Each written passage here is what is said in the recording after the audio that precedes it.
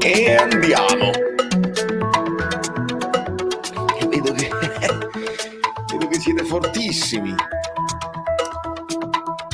Vedo che, insomma, mamma mia, vedo che Polly vi ha insegnato bene e voi siete bravi. Siamo praticamente già a 100 like. È una cosa straordinaria, come il campionato del Napoli, che è un campionato straordinario. Cominciamo a mettere i puntini sugli i. Io levo gli dei puntini, vedete le notifiche del canale, se non vi iscrivete al canale, perché vuol dire che è iniziata la live. Ma io non ho. Sì, no, un messaggio. It's a different story, but that's none of your business. Ok, laggo? Leggo che laggo? Sto laggando? Ok, ora non più, benissimo. Allora, baci generali, giro di saluto volante proprio, Stetore, Forza Napoli, Salvatore, Mario Rizzo, Salvatore, Gilda, Mario delle Vedove, Davide, fammi vedere, Gennaro, Jenny Lopez. Prima che io mi dimentichi, perché lo so che mi dimenticherò, Luigi Della Vecchia, Sergio, Stellina, eccetera, eccetera. Se ci avete dei like, voi che vi siete messi adesso in comunicazione, metteteli adesso, perché prima che mi dimentico, auguri posticipati, in ritardo ovviamente, a tutti i Giuseppe, i Peppini, i Pepponi e tutti i Giuseppe possibili e immaginabili, compreso il mio babbo, quindi doppio al mio babbo perché era anche la festa del papà. In America la festa del papà è diversa, sta in estate, non mi ricordo, a giugno, a luglio, ma non importa, quindi auguri a tutti i papà posticipati e a tutti i Giuseppi. E andiamo, vedi, per esempio, tra i papà, io devo salutare Losco, tra i papà devo salutare Stefano, è chiaro, no? Finalmente Mertens, allora, sicuramente Mertens, l'ho vista, l'ho recuperata la partita, vedete? Si legge? Sono successe un po' di cose, un bel po' di cose in questa partita e secondo me ne dobbiamo parlare bene, perché mi sono divertito. Stefano, è proprio, stiamo proprio lì. Voi siete un po' in vantaggio, però siamo proprio lì e giochiamo. Che ti devo dire, amico mio? Vediamo che succede perché veramente l'Inter si è impiantata. Ma aspetta però, Alessio Marigliano, se non vado errato, e ringrazio sempre, abbiamo un sogno rubato. Osimhen è stato cacciato. Osimhen. Alessio, ma io nel ringraziarti devo fare gli auguri pure a te o sbaglio? Perché potrebbe essere che su Facebook ho visto una cosa e ti devo fare gli auguri proprio in quanto... Ma non... magari sono fatti privati. Con l'infortunio di Giova, spazio Zanoli Tuanzebe, Davide, ottima domanda, perché Tuanzebe l'abbiamo visto mezza partita con la Fiorentina, ingiudicabile, onestamente, è stato più infortunato che altro, si è parlato di questa lombalgia, eccetera, eccetera. Nel frattempo Malquit era stato convocato, però probabilmente... Vedi? Allora avevo ragione. Avevo ragione. Grande! Auguri, che bellezza, che felicità, che meraviglia, le cose meravigliose. Grazie a te, meraviglia. Sì, perché Malquit era convocato, però evidentemente non aveva minuti nelle gambe e quindi è stato messo nella mischia Zanoli. Speriamo bene, ragazzi, che cosa vi posso dire? Non lo so, che uno... E ancora una volta si segna mettendo cross dal fondo. Allora, Angioletto la tocca bene, ovviamente lui è il mister. Molti più cross, o sbaglio, stavo dando le bollette nell'occhio, molti più cross, si sta facendo i cross, si sta lasciando Politano sempre bello largo, mica è poco. e i terzini stanno scendendo mica e poco, anche perché Mario Rui è vicinissimo al gol, ci sta arrivando sempre più vicino. E poi Angelo Tonimo centravanti, è veramente il centravanti quello, è il centroavanti, insospettabilmente centroavanti. Michele D'Ambrosio, super vale, adesso attendiamo le analisi a freddo perché se ne devono fare parecchie. Osimhen fa per e non sa segnare. Giusto la considerazione del sarcastica se vogliamo, ma è meritatissima perché in troppi poi fanno giudizi un po' affrettati. Ragazzi, non l'ho potuta fare oggi come video, però la cominciamo a fare l'analisi con i vostri spunti, con le vostre domande. Io vi posso parlare di questa partita come l'ho vista io. Aggiungo come premessa, nel frattempo ha segnato il Barcellona scarsissimo. C'era una notifica che mi sono perso. Aspetta, fammi vedere. Levitan Artemius Blue, mi sono perso il messaggio però, amico mio. Riscrivimi il messaggio come messaggio normale. Grazie, sempre. Riscrivimi il messaggio come messaggio normale. Dai. 150 like. One proprietario.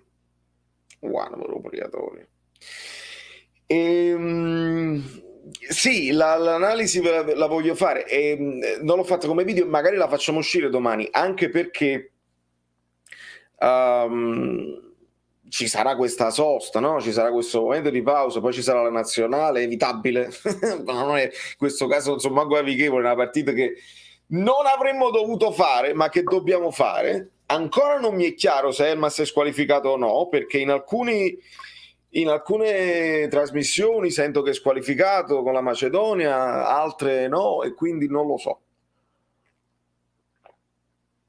Solo il caffè, apprezzo tantissimo, amico mio, benissimo, grazie mille. E dove fare un altro sport, però sì, l'atleta, com'era il corridore, deve solo correre, non è proprio vero, non è proprio vero. Il modo in cui attacca, il colpo di testa abbiamo capito che è forte, attacca bene il pallone con buona scelta di tempo e gira bene il pallone con forza, e l'abbiamo capito. Il gol che fa però di piede in quell'azione bellissima è molto bello, perché lui brucia l'avversario e riesce anche a chiudere molto l'angolo, altrimenti non era facile inquadrare la palla, perché sta molto defilato, sta proprio sullo spicchio dell'arietta piccola e sta tutto storto, quindi deve fare un bel movimento col piede per mantenere la forza, perché poi il cross arriva dal fondo.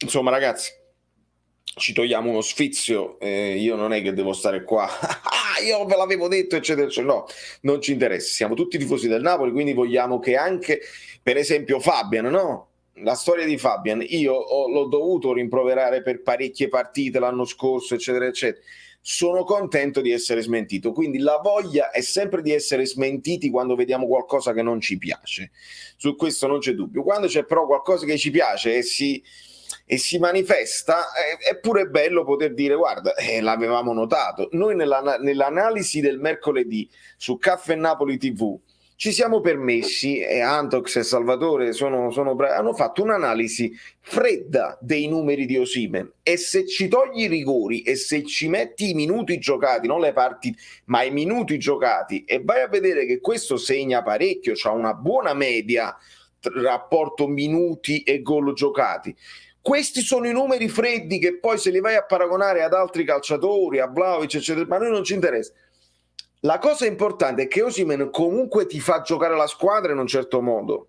È un giocatore molto particolare che secondo me sì, può migliorare in alcune cose, sicuramente, dei movimenti, l'attenzione, il carattere quello sarà, perché voi lo vedete in intervista che lui è frenetico anche quando risponde alle domande, cioè è proprio così, è nervoso, cioè il nervo, i nervi muscolari. Quindi è così, prendere o lasciare. Io onestamente me lo prendo e me lo terrei al più lungo possibile. Poi ci saranno altri calciatori in grado di fare 20 gol a stagione, sicuramente così, però io me lo terrei stretto il più possibile, poi non lo so. Allora, andiamo a leggere un po' di messaggi. L'analisi della partita mi verrà insieme ai vostri messaggi, ragazzi. Non mi metto a fare editoriali né nulla. Però un'altra cosa di premessa ve la vorrei dire. Leggo un paio di messaggi e poi ve la dico questa premessa. Buonasera. Bravo Salvatore, bravissimo, ottima prestazione. Si deve fare un po' di più su quei tocchi veloci e qualitativi a centrocampo. L'entrata di Mertens in partita forse ha fatto riscoprire i valori che Spalletti ha sottovalutato. Francesco, e allora qua, bravo, e dobbiamo, oltre all'analisi della partita, dobbiamo fare pure un po' l'analisi delle parole di Spalletti, perché a me Spalletti, nelle risposte, quando gli facevano i complimenti su Mertens, non mi è piaciuto affatto. Non mi è piaciuto affatto. Perché ha buttato proprio acqua sul fuoco, ha buttato proprio come a dire sì, vabbè, bravo, sì, è corretto, fare i complimenti, tutto a posto, però l'equilibrio, sempre l'equilibrio. Né Spalletti, che noi ti adoriamo e stiamo facendo tutti i complimenti e siamo lì anche grazie a te, perché non si deve togliere merito all'allenatore. Spalletti e l'equilibrio, il gol l'abbiamo preso con il 4-3-3 senza Mertens. Nel secondo tempo 4-2-3-1 con Mertens e Osimhen non l'abbiamo preso il gol. Allora questo equilibrio ho capito, però anche il 4-3-3 va analizzato bene, perché io mi sono scritto una cosa: anch'issa difficoltà, e ve lo faccio vedere bene anche domani, raddoppia il Barca. È finito, come no? Come no? Benzina sul fuoco. No, ma non ha messo benzina, cioè non ha alimentato quello che intendevo. Non ha alimentato il complimento, e secondo me io me lo sarei coccolato un Mertens che gioca così poco e ti dà soddisfazione, che poi ti spacca la partita. Fabio Versatile, buonasera amici, Beliniccio, Vale Osimhen scarso, Mertens ex giocatore ottimo secondo tempo, come dissi occhio ai diffidati mentre scrivo Barca vicino al 2-0, l'ha fatto, ribaltamento a Madrid vicino all'1-1, possesso palla Barca in questo istante, peccato per Di Lorenzo. Hai fatto tutto un recap di questa probabile live, grazie sempre Fabietto. Purtroppo il fatto dei diffidati, lo dicevi tu, l'ho detto io una settimana fa, il Napoli se ne è accorto, cioè il Napoli probabilmente lo sapeva già, però l'ambiente, i giornalisti se ne sono accorti una partita dopo, quando gli è arrivata la domanda a Spalletti l'ha rigirata, non se l'è presa come domanda per sé, ha detto se i giocatori pensano, e ragazzi, se i giocatori pensano, e allora se i giocatori pensano che con l'Udinese è più facile e si mantengono per la prossima partita, e allora io vi faccio vedere un video, speriamo che non ci bloccano, e vi faccio vedere un video, così ve lo faccio vedere. Guardate anche, non si vede perché il campo è verde. Guarda anche Sa che alza la mano, guarda la paura, ve lo faccio rivedere. La paura di non essere ammoniti, di essere ammonito e di fare fallo. Vedete bene? Guarda come alza, non vuole intervenire. Allora che cosa vuol dire? Che non è che uno non vuole, pensa che questa partita sia più facile e si mantiene per l'altra, è che giochi comunque un pochino col freno a mano tirato. E avete visto le reazioni da parte di Rachmani, da parte di Osimhen quando sono stati ammoniti? Si sentono in colpa perché sanno poi di mettere in difficoltà la squadra. Abbiamo recuperato tutti quanti, benissimo, la settimana tipo, benissimo.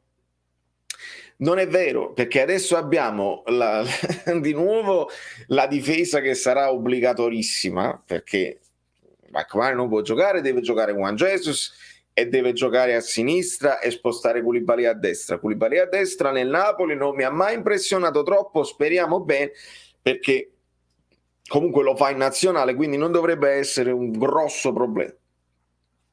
Però non abbiamo più Di Lorenzo. E sì, essere sfortunato eccetera eccetera, si è girato il ginocchio, la generosità fa parte di tutto, fa parte della stagione. Bisognerà giocare con Zanoli o Malquit se recupera fisicamente, può essere che recuperi, anche perché io non do per scontato che giocherà Zanoli dall'inizio, non lo do per scontato assolutamente, potrebbe dare fiducia a Malquit. A sinistra sempre Mario Rui, che sta giocando anche bene, però Gulam sempre portachiavi, porta fortuna, e a centrocampo restano i diffidati anche Sa e Demme, che non gioca più, e in avanti non hai Osimhen, quindi se Mertens non lo puoi più vedere sotto punta, probabilmente lo devi vedere punta, perché Petagna manco c'è, e chissà se potrà recuperare Petagna, chissà quali sono le condizioni di Fabian. Insomma, speriamo che poi dalle varie nazionali non ci tornano rotti, perché Lozano magari ci può tornare utile non avendo Osimhen. Insomma, ragazzi, non è facile, non è affatto facile. E andiamo un pochino a leggere i vostri messaggi, perché così. Armando, ti fermo subito su questa cosa qua. Non si può fare, l'ho letto in giro, non si possono fare ricorsi per le ammonizioni, è impossibile proprio da regolamento. Tu al massimo puoi fare un ricorso quando c'è un'espulsione diretta, e allora tu cerchi magari di diminuire le giornate oppure addirittura di ribaltarlo in casi eccezionali. Ma per quanto riguarda un'ammonizione, quindi siamo alla somma, il diffidato, un cartellino giallo, non si può fare ricorso, quindi non ci mettiamo le speranze, Lo scudetto resta comunque difficilissimo, ma la Champions è sempre più alla portata. Sì, e diamine, già il prossimo turno è decisamente a nostro vantaggio, ma crediamo nei miracoli. Allora, prossimo turno a nostro vantaggio, fammi dare un'occhiataccia a questo prossimo turno, che insomma ci sta un po' di tempo, cambieranno delle cose nel frattempo nella mia vita, ma vabbè, vado a braccio. Noi andiamo ovviamente con l'Atalanta, la Juventus con l'Inter, se non vado errato, e non ricordo il Milan, ma lo vediamo subito. Atalanta-Napoli, Fiorentina-Empoli, Hellas Verona-Genoa, Juventus Inter, Lazio-Sassuolo, Milan-Bologna. Ora però voi lo so che state vedendo il classico e fate bene a vedere il classico, però un occhietto a Bologna-Atalanta lo dovreste dare, anche per non perché poi l'Atalanta purtroppo, ricordiamoci che tiene sempre queste due partite in sospeso. Il Bologna ce ne ha una, ma l'Atalanta con queste due partite non mi fa capire bene qual è la classifica, capite? Allora è chiaro, sì, ci sono due scontri importanti, pensa che addirittura la Juventus può saltare addosso all'Inter, è una cosa incredibile. Ah, svantaggio, benissimo. Sì, però io sono meno 5? Dai Polli, arriviamo a 200, dai.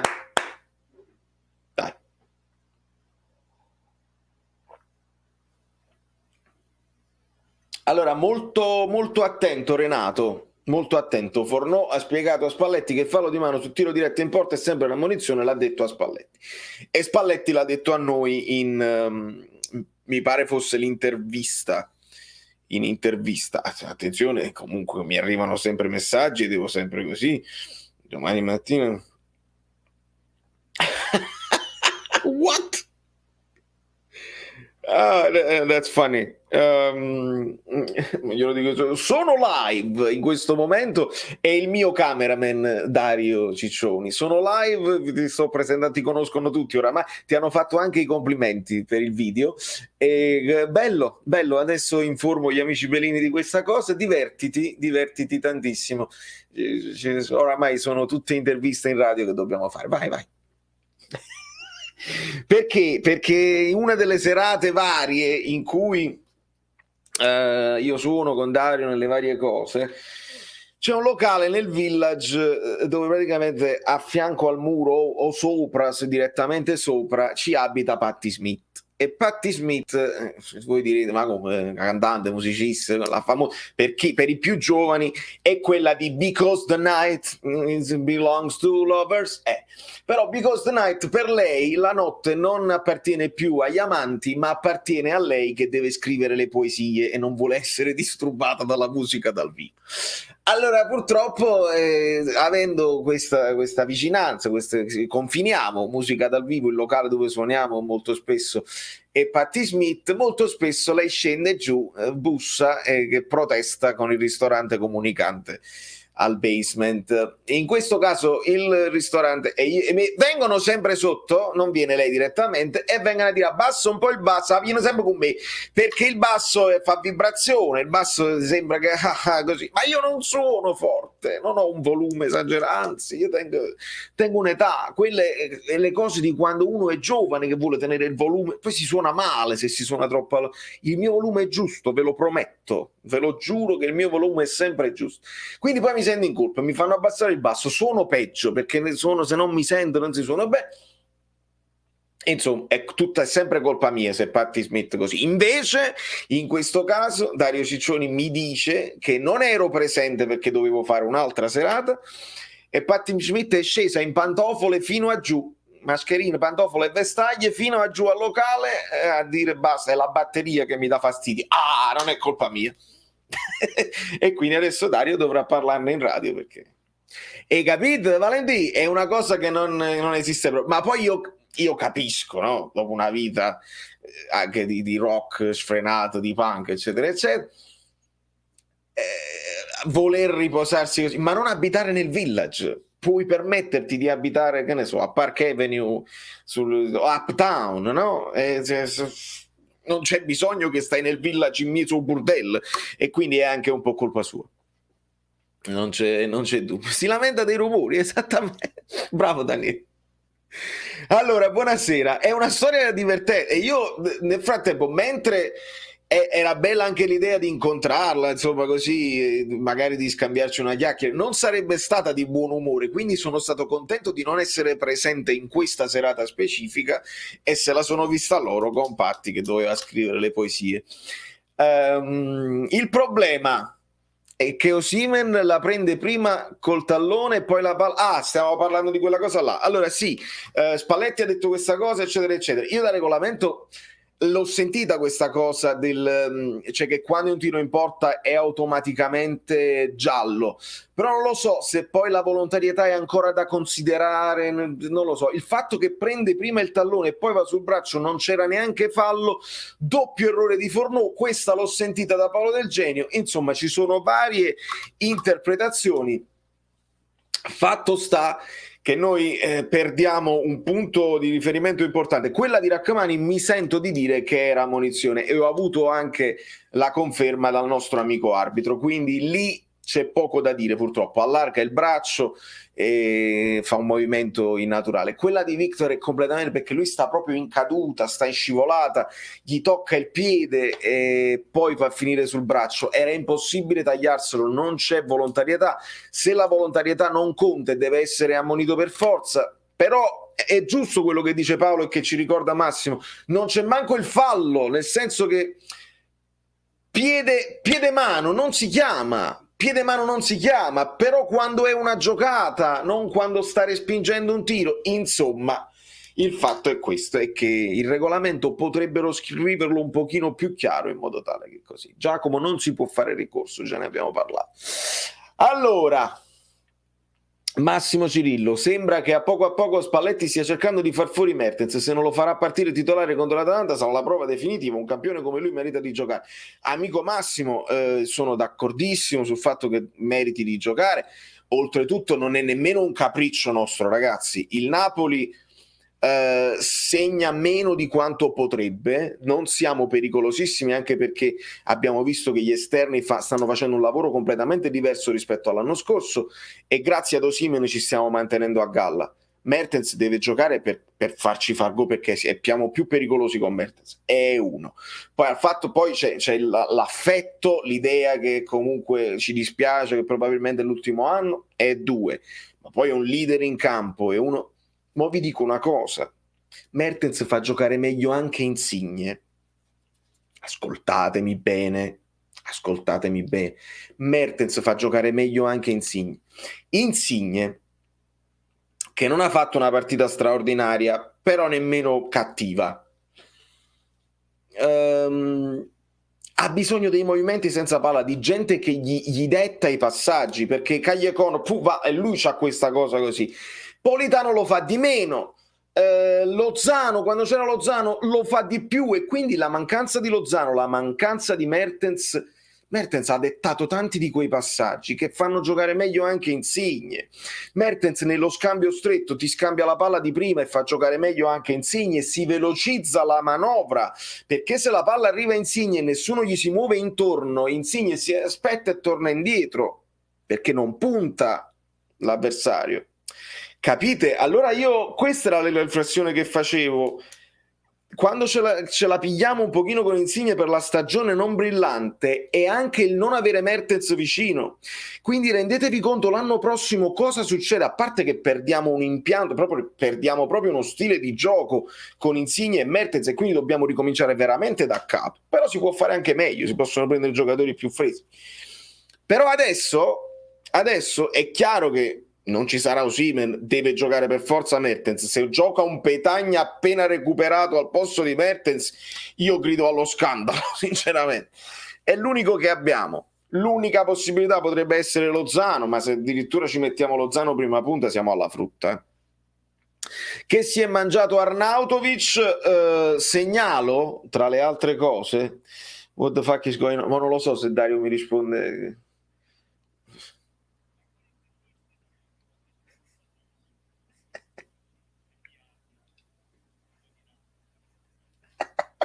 Non vuole essere intervistato Dario, vabbè ci vado io. Si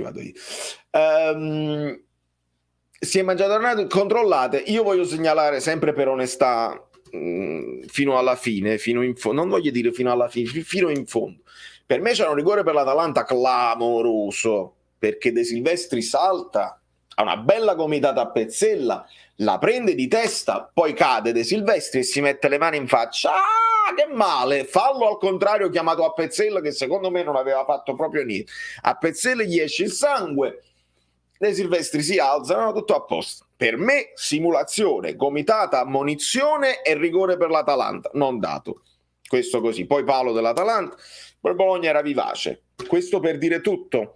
Nel dire tutto non voglio dimenticarmi di dire episodi di razzismo a Cagliari nei confronti di Magnan e Tomori. Non ci indigniamo solamente quando lo fanno con Koulibaly e con Osimhen. Indigniamoci sempre. Me lo ha segnalato Valentina. Indigniamoci sempre. Segnalo Cori contro il Napoli durante il derby di Roma. Indigniamoci sempre, perché sono 4 stupidi, non dategli pubblicità. Deve partire dai vertici se vogliamo cambiare qualcosa. Andateli a prendere uno per uno e svuotiamo gli stadi, svuotiamoli.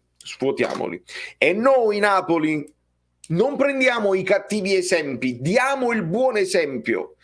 Il merda al rinvio del portiere non mi piace, non è bello, non è elegante. Siamo capaci di essere più eleganti nel incoraggiare i nostri, e siamo stati anche bravi piuttosto che denigrare gli avversari. Non mi piace. Buonasera Totò, ottima scelta, permettimi di dire, perché ti ho notato, ti ho letto in questi giorni, ottima scelta di Nick, molto meglio, è proprio un piacere leggerti. Luigi Della Vecchia, le donazioni che si donano da sole. Grandissimo Luigi, grazie sempre per la tua generosità infinita. Questa va per fittare, no, non basta, però si mette nel carosello del fittare i furgoni, perché poi saprete, ve ne accorgerete inevitabilmente. Le donazioni che si donano da sole, insieme alle partite che si preparano da sole e che si dovrebbero vincere da sole, aggiungiamoci, giusto per le settimane tipo, perché con la settimana tipo le squadre hanno più possibilità no? Andiamo avanti. Non so se è già stato detto, ma come mai hanno fatto la crociata per errore dell'arbitro nell'ammonire e per poi espellere Ceccarini dell'Hellas anche quando è capitato a Rachmani e non anche quando è capitato a Rachmani? Ti ripeto, Raffaele, per me sono entrambi da ammonizione, quindi se si fa la crociata prima si deve fare, hai ragione, si deve fare la crociata anche per Rachmani. Per me sono entrambi da ammonizione, quindi non c'è fallo, nel senso non c'è errore in questo caso da parte degli arbitri. Poi un po' di soddisfazione nell'estrarre il cartellino, ma quello è una sensazione da tifosi che abbiamo noi. Con l'Atalanta te la giocheresti con Fabian Anghissà come col Verona, dato che sarà verosimilmente fisica come partita, oppure con Elmas dietro Tris per un maggior dinamismo? Allora, bello, già ci stiamo proiettando all'Atalanta, ovviamente abbiamo un bel po' di tempo per pensarci. Ti dico, È presto per dirlo perché dobbiamo vedere chi parte per le nazionali, chi torna, come tornano, eccetera, eccetera. Devo capire sto fatto di Elmas se è squalificato o no. Devo capire, Fabiano non è nel giro della nazionale, dobbiamo capire gli altri. Però, per esempio, Zielinski non lo togliamo dall'equazione. Non lo togliamo dall'equazione. Io, per esempio, quello che avevo preventivato contro l'Udinese era addirittura Fabian Anghissà dietro con Zielinski avanti, quindi per fare l'ibrido Zielinski lo può fare il doppio ruolo, un po' mezzala, un po' sottopunta, lo fa meglio di Anghissà. E questo è stato l'equivoco tattico che secondo me Spalletti ci doveva, non lo so, l'ho vista la conferenza, roba breve, conferenza finale sempre breve, 2 o 3 domande tutte consolidate di Ugolini. Che sensazioni, le 8 storie, non si parla mai di calcio, però era bello affrontarla così e sicuramente approfondiremo domani anche con l'analisi tattica.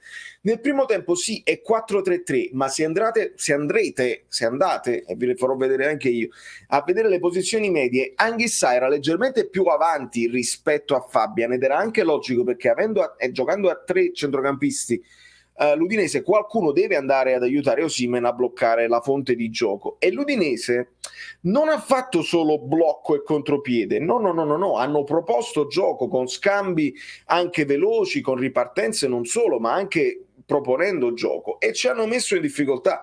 Ora questo Anghissà è un po' ibrido, mi fa ricordare semplicemente quella cosa che vi dicevo e che vi ho detto in tempi non sospetti di Spalletti, che spesso ama i mediani che diventano trequartisti. Abbiamo fatto l'esempio di Vesino all'Inter, spesso utilizzato sotto punta, l'esempio di Perrotta nella Roma, lo stesso Nainggolan, e io avevo individuato in Demme uno di quei giocatori che per dinamismo, per attacco al pallone che va a pizzicare, va a disturbare le fonti di gioco, poteva, anche uno che nel Napoli qualche gollettino l'ha fatto, Demme poteva essere quel tipo di mediano lì. Poi Zielinski ha funzionato bene e Spalletti si è affidato a Zielinski. Poi adesso c'è stato questo conservativismo ultimo di Spalletti che sta arretrando sempre un pochino di più e quindi passiamo al 4-3-3, un po' l'equilibrio, conserviamo, eccetera, eccetera. Il golletto lo stiamo prendendo comunque. L'importante è farli i gol. Per fortuna Osimhen ci sta togliendo parecchie castagne dal fuoco. E lo stesso Politano io l'ho visto più vivace ieri, lo sapete, adoro quando viene premiata la sovrapposizione, lo scambio con Di Lorenzo, è bene, quando poi Politano, il colpo di testa di Insigne per esempio, comunque viene da un cross di destro di Politano. Bravi, io mi sono divertito e questa era una delle cose. Ciao Camilla, ciao Stefano, ciao Francesco e ciao che schifenzia. Altra cosa, sto andando un po' a braccio perché mi siete mancati e volevo dirvi un sacco di cose. Un'altra cosa che volevo dire come premessa, mi sono divertito a vedere la partita dopo, l'ho vista solo oggi, però non potevo aspettare e quindi ieri tra un viaggio e l'altro in macchina ho sentito vari opinionisti, ho sentito varie trasmissioni, commenti e pagelle. È divertente e secondo me potreste farlo anche voi se vi capita una volta di non vedere la partita, ok? Guardatevi prima le pagelle, vi fate un'idea fantasiosa di come ha giocato un giocatore che magari ha preso un'insufficienza e poi vi guardate la partita e vi guardate la partita senza il patè d'animo del risultato e potete concentrarvi su quel giocatore che magari dice che sta pigliato 5 in pagella, vuol dire che è stato disastroso, e mi riferisco in questo caso a Fabian che ha preso un 5 in alcune pagelle, comunque un'insufficienza eccetera eccetera. Ho detto mamma mia, Fabian deve essere stato il Fabian che ci ricordiamo, lentissimo, lezioso, che non beccava uno, che errori in riparte. Ragazzi, no, nel primo tempo era Anghissà quello che ha fatto dei macelli e si è perso un paio di palle che sono diventate pericolosi contropiedi dell'Udinese.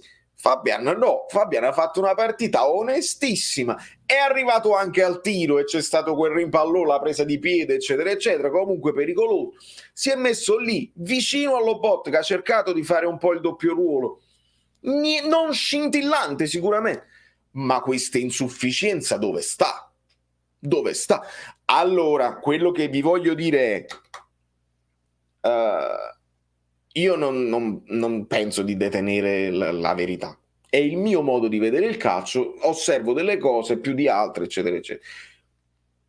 Avete voi in mano l'opinione vostra, cioè fatevi influenzare poco sia da me che dagli altri. Guarda, perché lo so che state crescendo e che come ambiente bellino siete capaci di farvi un'opinione vostra. Non fatevi influenzare da un giudizio così, guardatevele voi le cose, non guardate gli highlights, perché negli highlights si perdono le cose e nessuno può ritenersi il padrone della verità, perché ognuno vede il calcio alle volte in maniera proprio fantasiosa, cioè si inventano assist che sono stati altri giocatori, possono essere delle distrazioni, possono essere anche delle distrazioni. In quel momento tu stai guardando la tazza del fluido.net, bevi, non vedi, la palla è già partita e dici vabbè, quello sarà stato Mario Rui che ha fatto l'errore, così. E invece no, Mario Rui aveva fatto un altro assist. Capite? Sto andando lungo, ma ci sono i 205. Brava Polly, benissimo, benissimo. Allora, Francesco Chiantese, guardando il calendario di Napoli, Milan, Inter e Juve, nulla esclude una brutta caduta del Napoli, che ha partite difficili ancora da affrontare. Bisogna chiudere prima le partite, senza dubbio, bisogna chiudere le partite. Noi abbiamo questo trittico pesante con Atalanta, Roma e Fiorentina. Roma che si impone pesantemente sulla Lazio di Sarri, 3-0, non c'è stata storia. E quindi è tosta sicuramente, niente si può escludere. È importante aver messo un bel po' di spazio tra noi e la quinta. È chiaro, nessuno si esclude una brutta caduta. Quello che ha sorpreso veramente è l'Inter, che è crollata proprio. L'Inter, caspita, togli Brozovic all'Inter, Inzaghi è andato nel pallone più totale, sempre cambi uno con uno, sempre mai un cambio di modulo, mai un cambio di idea, e l'Inter si è impiantata. Ora però possiamo pensare che l'Inter veramente resti impiantata per altre 8 partite? Sarebbe veramente clamoroso. Vediamo cosa succede tra Inter e Juve, perché lì possono ribaltarsi degli equilibri. Il Napoli e il Milan, campionato molto simile per entrambe. Vediamo chi avrà più forza nel resistere, nell'imporsi, e ricordiamoci sempre, ragazzi, guardiamoci nell'anima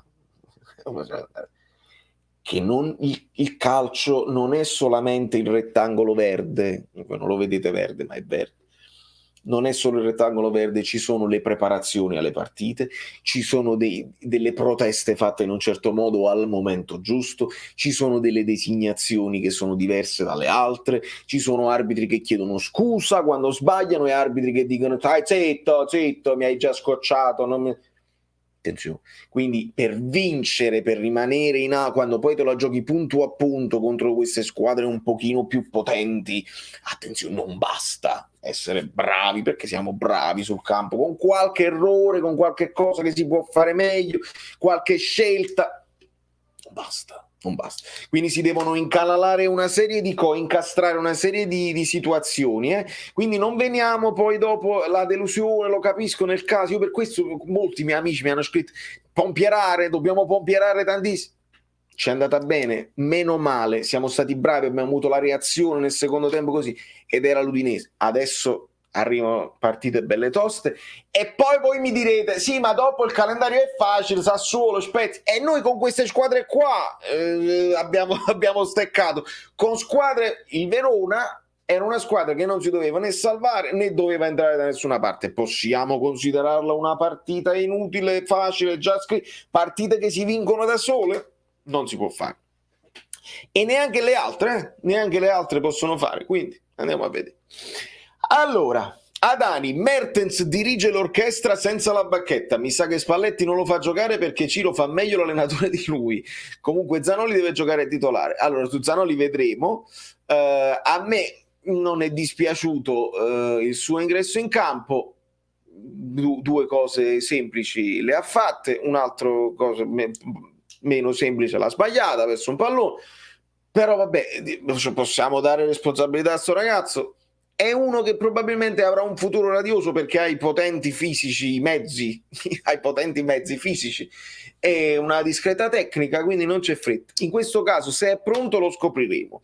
E su Mertens, che è pure allenatore, lo so. Lo so. Purtroppo è proprio così.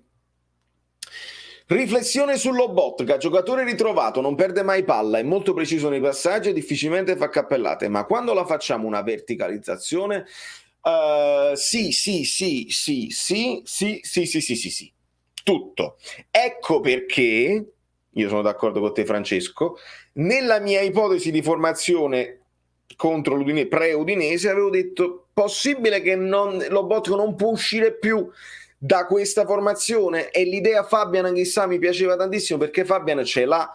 Fabian nella sua partita insufficiente, inguardabile, le ha fatte le verticalizzazioni, e io, a parte il tiro deviato, c'è pure un passaggio per Osimhen, se non sbaglio, e il tiro di Insigne deviato, passaggio di K2 con insomma era bello presente e ha più l'idea geniale rispetto a Lobotka. Lobotka però probabilmente migliore in campo del centrocampo ieri, per le sue capacità di lettura di posizionamento, oltre ai passaggi eccetera eccetera, che è sempre preciso, però Beto addosso che lo abbraccia e Bobotta non si muove, e l'accompagnare il pressing e si sa dove mettersi un po' alla Jorginho, così.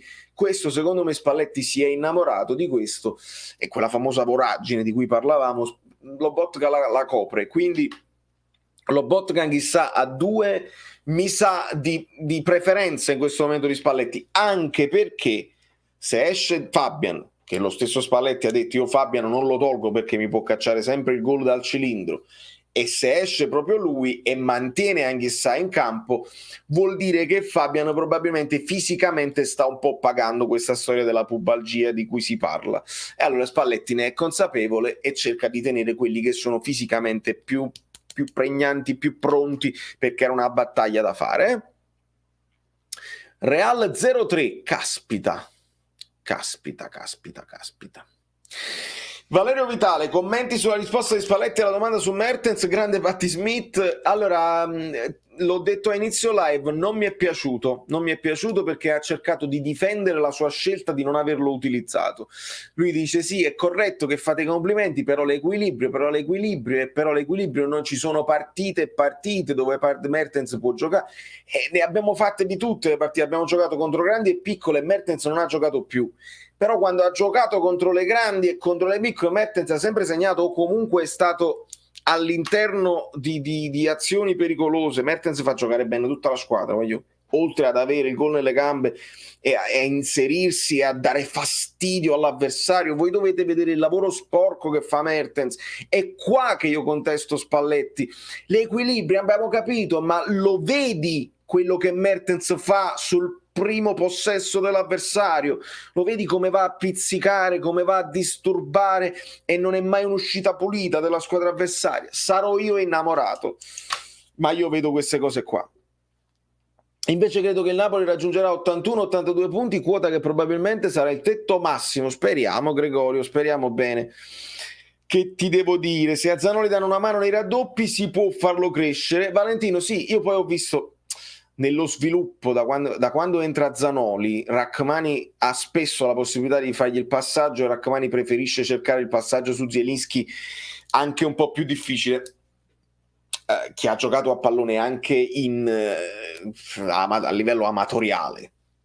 Tra di noi si sapeva sempre quello un pochino meno esperto, oppure meno dotato fisicamente o tecnicamente, e allora si cercava sempre di dare la palla a quello, palla in cassaforte, no? Se do la palla a uno che la mantiene sicuramente, allora anche per non dare eccessive pressioni. Ma Zanoli io lo vedo che è pronto, cioè Zanoli si chiamava il pallone, Mario Rui gliela fa una sventagliata, primo pallone che tocca è proprio Zanoli che se lo chiama, però distinto ai compagni gli potrebbe venire di fare scelte un po' più complicate proprio per non metterlo in difficoltà. Sono degli equilibri difficili. Cioè, Patti Smith scende con le pantofole, bussa e vi dice because the night. Ma because the night facendo tutto sto bordello. Sì, Giorgio, è proprio così. È proprio così. E pensate se quella... immaginate in uno scenario dove Patti Smith, invece di scrivere poesie, perché quella sera stava scrivendo poesie, magari stava facendo un videoblog e mentre faceva i video, Beautiful Friends, i rumori, noises, no, poteva essere addirittura, e si chiudeva proprio il cerchio. Però questo è, abitiamo in una città che è rumorosa e quindi prendere o lasciare 04. Mamma mia. Mamma mia. Ho paurissimo dell'assenza di Rachmani perché perché Juan Jesus ha giocato solo Rachmani benissimo. Vabbè, però non è che con K2 ci possa giocare male, proprio perché quest'ultimo da equilibrio perfetto, cosa che non so se KK ci sarà, cosa ne pensi? Io ho solo paura che quando lo sposti a destra KK perde un po' di quegli automatismi che a Napoli conosce bene. Lui sa che davanti a sé ha Mario Rui, lui sa che davanti a sé gli viene incontro Insigne e quindi c'ha quell'impostazione così. A destra è diverso, a destra oltretutto aggiungiamoci che non avrà un Di Lorenzo che ti dà sicurezza, ma avrà Zanoli o Malquit, quindi è lì che mi dà un pochino più di difficoltà questo pensiero. Rachmani è stato il difensore normale quasi perfetto e anche ieri mi è piaciuto molto Rachmani, ho visto voti bassi anche per Rachmani. No, Rachmani ha fatto un'ottima partita su Beto e di testa le ha prese tutte lui. Rachmani mi è piaciuto più di Koulibaly ieri, Ancelotti out e subito a questo punto mi sembra giusto. Abbiamo affrontato il Barcellona più scarso di sempre e meno male, mamma mia. E infatti anche Carlo lo ribadisce. Ragazzi, chi aveva un minimo di...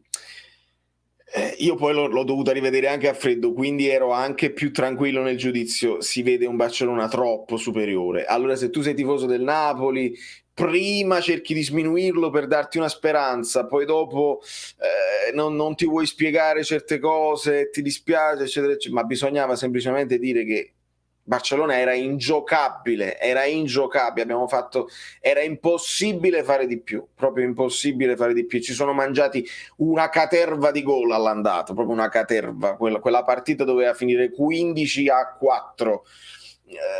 Con i gol fatti XG eccetera eccetera. A proposito di XG,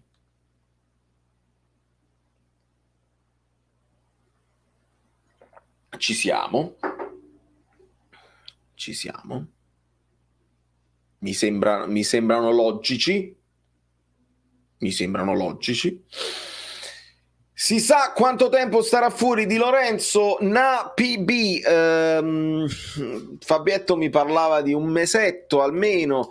Si parla di... ovviamente ragazzi basta guardare un pochino, non si devono fare ipotesi perché così, ma si vedeva che era una cosa grave perché non era una botta, si è girato il ginocchio in quell'intervento con il portiere, poi lui ha provato a rimanere in campo, ma se si gira è facile che poi la distorsione possa interessare i legamenti, così. Dice che non è gravissimo, però io credo che probabilmente almeno un mese, non lo so se tornerà per fine campionato, non lo so, però non è una cosa leggera, dovrebbero stare almeno 8-0. Mamma mia. Buonasera a Francesco Fucci da Barcellona Azzurra. Bellini, scusate, l'avete già detto che questo campionato è completamente falsato. Francesco, fammi sapere a cosa ti riferisci perché ci sono molte cose di cui si potrebbe parlare a livello di falsamenti e quindi 2-4 settimane stando al comunicato della società. Vediamo Vincenzo, io penso che più 4 che 2, sinceramente, più 4 per 2. Se hai tempo vai a vedere la formazione che ha messo il Real, vergognoso. Luis, l'avevo vista e non essendoci Benzema, ho visto in attacco c'era Rodrigo centrale, poi se è fatta come si deve, sì. Se invece è scritta male, questo non lo so perché spesso le app e anche le televisioni sbagliano, però Carvajal, Militao, Alaba, Nacho, così, Modric, Casemiro, Toni Kroos e ci siamo a centrocampo. Valverde, Rodrigo Junior in panchina, poi è entrato Diaz, è entrato Camavinga E vabbè, in panchina c'è Vasquez, Ceballos, Isco, Hazard. È tornato Hazard e non si vedeva più. Asensio, insomma, qualcosa in attacco potevano fare sicuramente diversamente. Però Barcellona è giocabile, giocabile. Secondo il tuo parere, contro l'Atalanta mettere Mertens in prima punta facendo falso 9 o con un eventuale recupero di Petagna metterlo con Mertens sotto punta? Francesco, ti dico come la pensa un allenatore, secondo me, sempre distinto, anche se recupera Petagna, uno alla volta, per avere la possibilità del cambio. Oppure se le cose non vanno bene, per avere la possibilità di averli poi entrambi e ad aumentare la potenza di fuoco, un po' come è successo con l'Udinese. Non sono andate bene le cose nel primo tempo, ci aggiungi Mertens ad Osimhen e vedi come la trazione diventa più offensiva. Quindi l'idea mia è di partire con Mertens e poi Petagna te la giochi nel secondo tempo se recupera. Ho anche dei dubbi che possa recuperare ed essere in grandissima forma, perché il Petagnone ci mette un po' più di tempo, no? A recuperare completamente. Segnalo un ottimo Bologna contro l'Atalanta, Alessandro Fiore. Bene. E comunque mi fa tristezza pensare che a giugno il nostro Ciro potrebbe andare via. Quando è entrato, non so voi, ma mi è venuta la pelle d'oca. ADL, rinnova Ciruzzo per favore. Guarda, Luigi Sorriso, lo fa con il sorriso, con il cuore, cioè non è una richiesta cattiva, presidente, come per me, no, fallo, perché il calcio va bene, ma poi ci sono delle figure che vanno oltre, che sono importanti, figure che già sono dei dirigenti non pagati, che hanno aiutato l'inserimento. Mertens ha aiutato l'inserimento di tutti i giocatori della rosa in questa città, che non è facile, è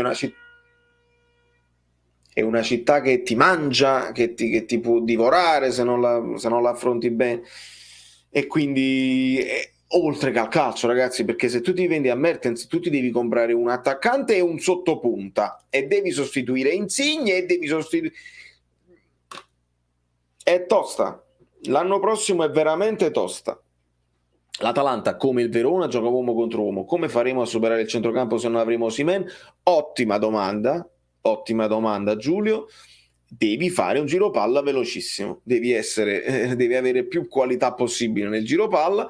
Mertens deve venire ad accompagnare, che sia 4-3-3 o 4-2-3-1 non ha importanza, bisogna fare molti movimenti senza palla e portarti questi uno contro uno appresso e poi puntare sull'inserimento. Ecco perché io ritorno alla mia idea iniziale, che era quella di Lozano, che speriamo ci ritorni utile, non so, anche lui, le nazionali, eccetera, eccetera. Se un Mertens fa un movimento particolare, se si può inserire Lozano poi alle spalle, se hai fatto il giro palla bene, ti sei portato un paio di loro appresso e Lozano potrebbe approfittarne poi alle spalle. È quello che non può fare Osimhen, lo può fare Lozano. Altri è difficile, altrimenti ci puoi arrivare sempre con un giro palla, però con l'Atalanta è tosta e si sa. Che dominio il Barça, che lavoro ha fatto Xavi. Buonasera Francesco. Paurissimo dell'assenza di Rachmani, questo l'abbiamo letto. Spalletti ha tolto Fabian semplicemente perché comunque soffre di pubalgia e ci serviva più velocità invece della fisicità.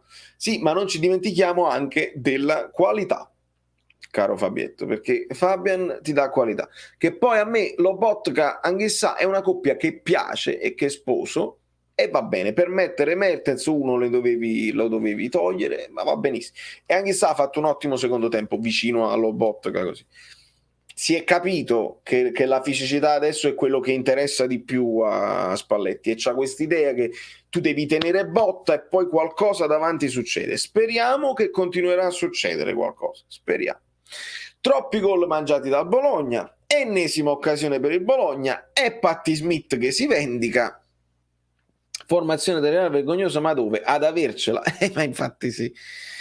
Un giallo del genere falsa una partita. Ah, ok, stiamo parlando sempre delle ammonizioni. Gilda, è una distorsione di secondo grado al ginocchio destro, bisogna controllare che non ci sia interessamento ai legamenti. Pare no, si pensa 4-6 settimane di sto. Ma Dilo è magico. Speriamo che nel suo essere Robocop recuperi anche in fretta. Però poi non devi forzare, perché sennò rischi di fare peggio, insomma. Io a Mertens si deve fare contratto anche da dirigente, cioè 1 anno, 2 da giocatore e poi altri 2 da dirigente. Ma sarebbe una cosa secondo me logica, però non lo so se questa è l'intenzione della società. Non credo, perché altrimenti magari l'avrebbero fatto dopo quell'intervista, l'avrebbero potuto fare prima. Francesco, ti recupero, ti metto qua e leggo. Ti ho salvato. Salvatore Iazzetta, da Firenze in poi partire sempre con Ciro e Osimhen titolari, dinamismo tecnico e forte, e poi gli altri nomi per dare equilibrio, capisci a me? Salvatore, lo dici proprio a me. Io sono d'accordo al 100%, non al 99%, al 100%. Al 100%. Non lo so se Spalletti è della stessa idea, però, perché dalle sue parole non mi sembra. Rigore negato al Toro contro l'Inter, rigore negato al Napoli contro il Milan, ammonizione inventata da Osimhen, giusto per citare gli ultimi veri e propri scandali. Francesco, tu fai bene a ricordarli. A me la memoria è fallace, io mi scordo, io non mi ricordo, non mi posso ricordare tutti gli episodi, eccetera, eccetera. Ecco perché faccio i video, ecco perché ogni tanto dobbiamo aprire il VAR rivista e dobbiamo recuperare, in modo tale che il Napoli non fa dossier, il Napoli non ne parla, il Napoli non si lamenta, noi almeno tra di noi teniamo in mente quello che è successo. Se poi arriviamo punto a punto, sappiamo ancora una volta con chi prendercela. Così, però col senno di poi è facile, se ci ritroviamo sempre tutti in albergo e così, e poi non vinciamo mai. Malaya non si è scusata con noi, pare di no. Con l'Atalanta giocherà Petagnone, che farà il gol dell'ex. I tifosi dell'Atalanta soffrono Petagna. Ricordo con Francesca, lei diceva: ho paura di Petagna, se entra Petagna segna solo a noi, eccetera eccetera. Vediamo. Lozano non dovrebbe partire per la nazionale, sarebbe ottimo. Io Mertens lo sposerei, penso un po', se non fosse già sposato, ovviamente, deve pure diventare papà, non mi il caso. A me è venuto Freedom Wall quando ho visto Ciruzzo in campo. ADL, rinnovi Tris, per piacere, vedete come sono bellini, società, guardate, io sono più cattivo degli amici belli, la community vi invita con dolcezza, con sagacia, anche saggezza, ma con una certa personalità ed eleganza a fare il che fare. Sono io più cattivo quando dico: ma volete fare sta conferenza su YouTube, che ce l'ho a mettere? Sono un pochino più cattivo. La community no, la community è bellina. E ringrazio ancora Salvatore Iazzetta. Scorrono i veloci commenti. Arriviamo a 300 e ha segnato l'Atalanta. Ecco qua. Ha segnato l'Atalanta. Arriviamo a 300 like perché ha segnato l'Atalanta, non perché mi piaccia questo gol, ma perché poi serve per la prossima live. Ciao Mario, ti leggo, non spammare. Matilde Fraula, che poi è Mario. Ciao Mario. Ottimo, Bologna e gol Atalanta. Petizione popolare per rinnovare Mertens, ci stai? No. E ti spiego perché, Fabio Versatile. Perché rinnovare Mertens non ha bisogno di una petizione popolare. Se la società ha già deciso, deve avere altri piani, e voglio sperare che abbia anche delle ragioni. Ti faccio un esempio assurdo: vogliamo liberarci di tutti i giocatori che hanno fatto parte di quell'ammutinamento, allora via Insigne, via Mertens, magari se arriva un'offerta per Zielinski, via anche Zielinski, le ambulanze, via anche Zielinski, via Meret, via tutti. Dobbiamo fare piazza pulita perché quel gruppo mi sta sulle balle e che uno spogliatoio, ci sarà traffico, quindi questo durerà a lungo.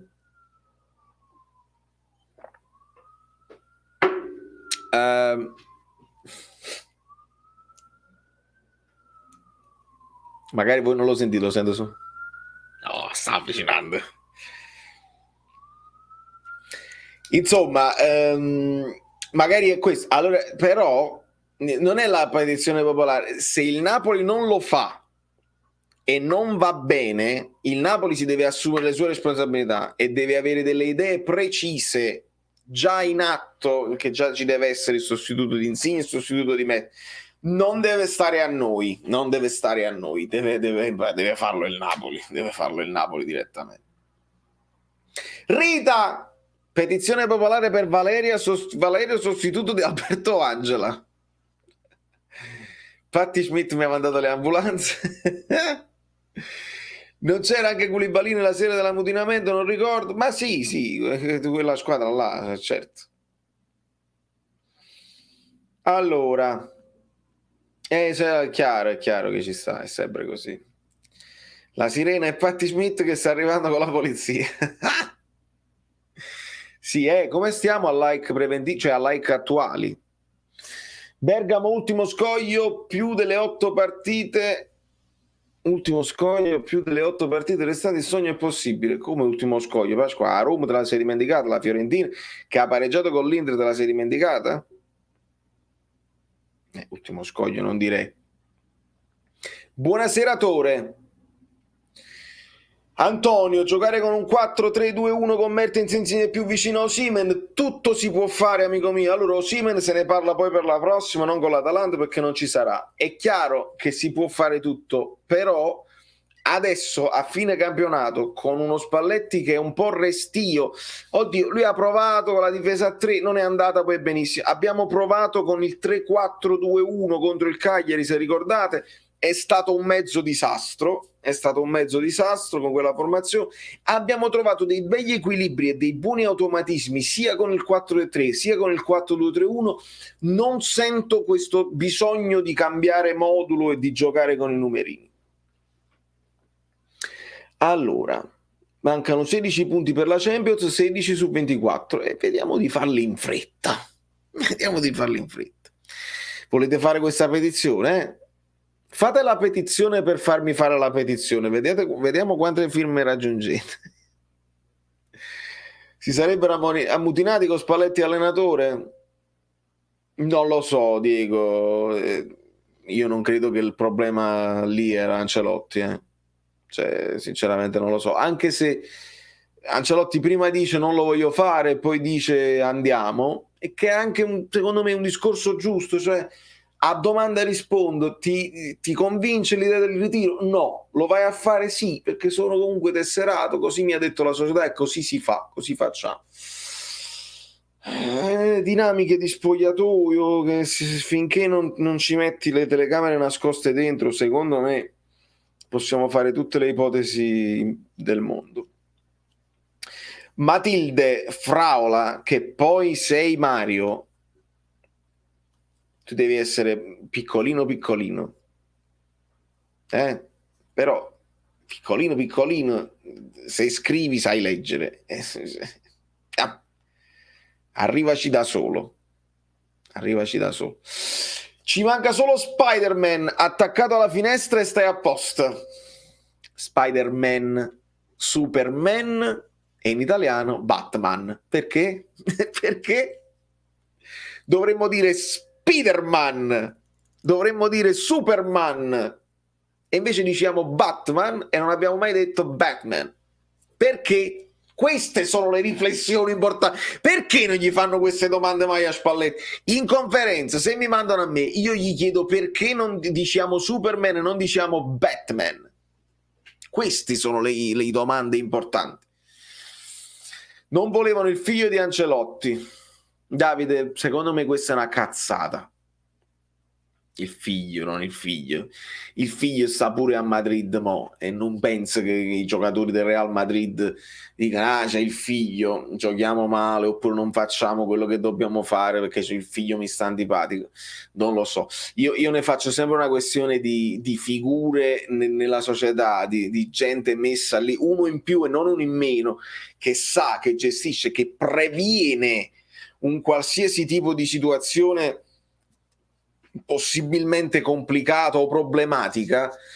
Secondo me avviene in tutte le società, però non si arriva mai all'atto. Può arrivare, può stare nell'aria, ma c'è sempre qualcuno che intecchia prima e si risolve nelle segrete stanze senza che si arrivi a cose clamorose come l'ammutinamento. Secondo me è così. Io voglio Mertens a vita, con mamma fa. Tore, io veramente, cioè io avevo due dubbi, probabilmente lo faccio domani sto scherzetto, chi è già in live già lo saprà. Cioè domani io faccio il video dell'analisi tattica con la maglietta di Mertens addosso, anche perché poi c'ho quella là del Belgio rossa e quindi noi siamo tutti rossi, siamo tutti tifosi del Toronto e del Belgio. Il Napoli in rosso, quindi la maglietta, e non dirò Mertens nemmeno per sbaglio, non lo dico perché l'ho detto per un anno e Spalletti non sta a sentire e alcuni hanno detto che è un ex giocatore e quindi non lo dico. Che gol si è mangiato Medel?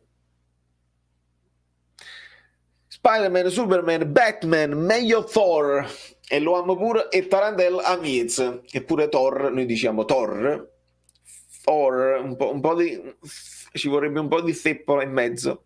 Bah, non esageriamo. Altro gol del Bologna mangiato. Il raccattapalle mi ha fatto morire, visto quel particolare con il grande Gerardo Marino che non ci fa perdere un dettaglio. Secondo te chi vincerà il campionato? E i pugliesi lo dicono giusto? Beh, il fatto è uno: per squadre come Napoli, mister come Ancelotti non vanno bene come allenatore, punto e basta. Giancarlo, però punto e basta non mi piace sta cosa. Secondo me squadre come Napoli, mister come Ancelotti, se ci fai una squadra un pochino più adatta ad Ancelotti e gli metti una società un pochino più importante, che sia il Napoli, che sia il Parma, che sia la Roma o che sia la Juve o l'Inter o il Milan o il Real Madrid, se Ancelotti è un bravo allenatore, è un bravo allenatore.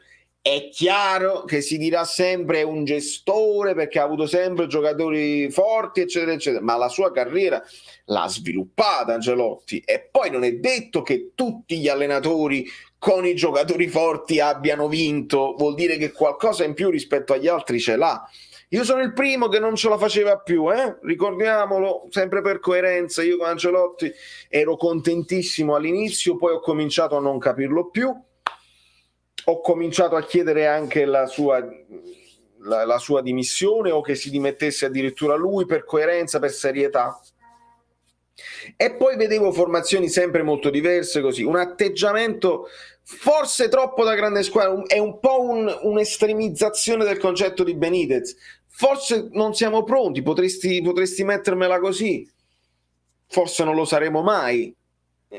Però mano a mano che ho continuato a guardare calcio e a seguire il Napoli mi sono reso conto sempre di più che trovare un colpevole solo, il Napoli non va buono perché c'è sta Insigne e quello è l'unico colpevole. Levi Insigne, risolvi tutti i problemi. No, il Napoli non va bene perché Gattuso out, levi Gattuso e risolvi tutti i problemi.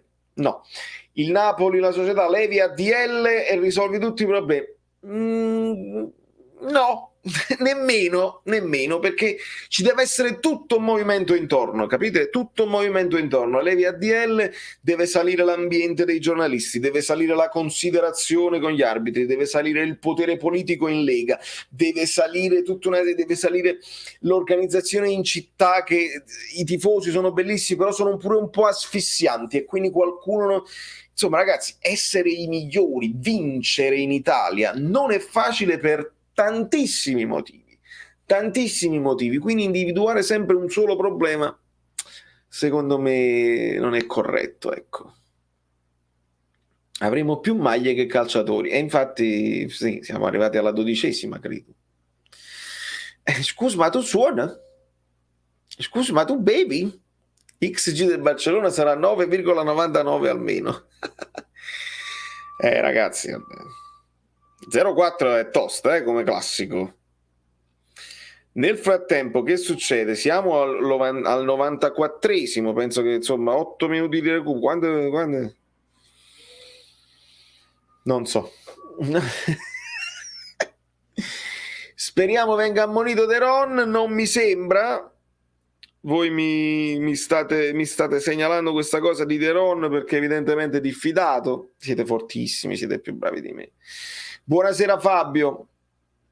Chi è rimasto del gruppo dell'ammutinamento? Vediamo un pochino chi è rimasto. Meret. C'era già pure Ospina, se non sbaglio. Zielinski, Insigne, Koulibaly, Chi c'era più? Penso che mi darà una mano Guido quando verrà tra poco, perché la mia memoria non mi aiuta.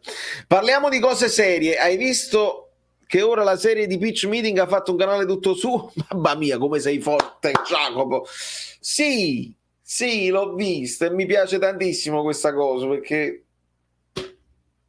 mi dava fastidio andare su Screen Rant, devo dire la verità.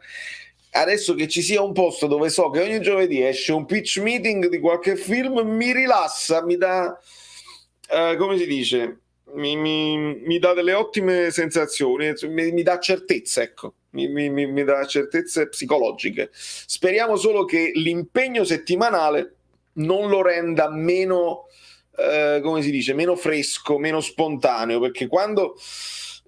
devo dirlo anche come content creator, quando lo devi fare tutti i giorni perché sei costretto a farlo, perché l'algoritmo si scorda di te, eccetera, eccetera, c'è il pericolo che fai dei video meno ispirati. Voi lo sapete, io cerco sempre di evitare, se devo saltare un giorno lo salto, così poi mi sento in colpa. Avere l'impegno fisso ogni giovedì potrebbe essere un problema, però stanno tanti di quei film e lui è geniale, quindi. Avremo Bezos come proprietario, non c'è problema.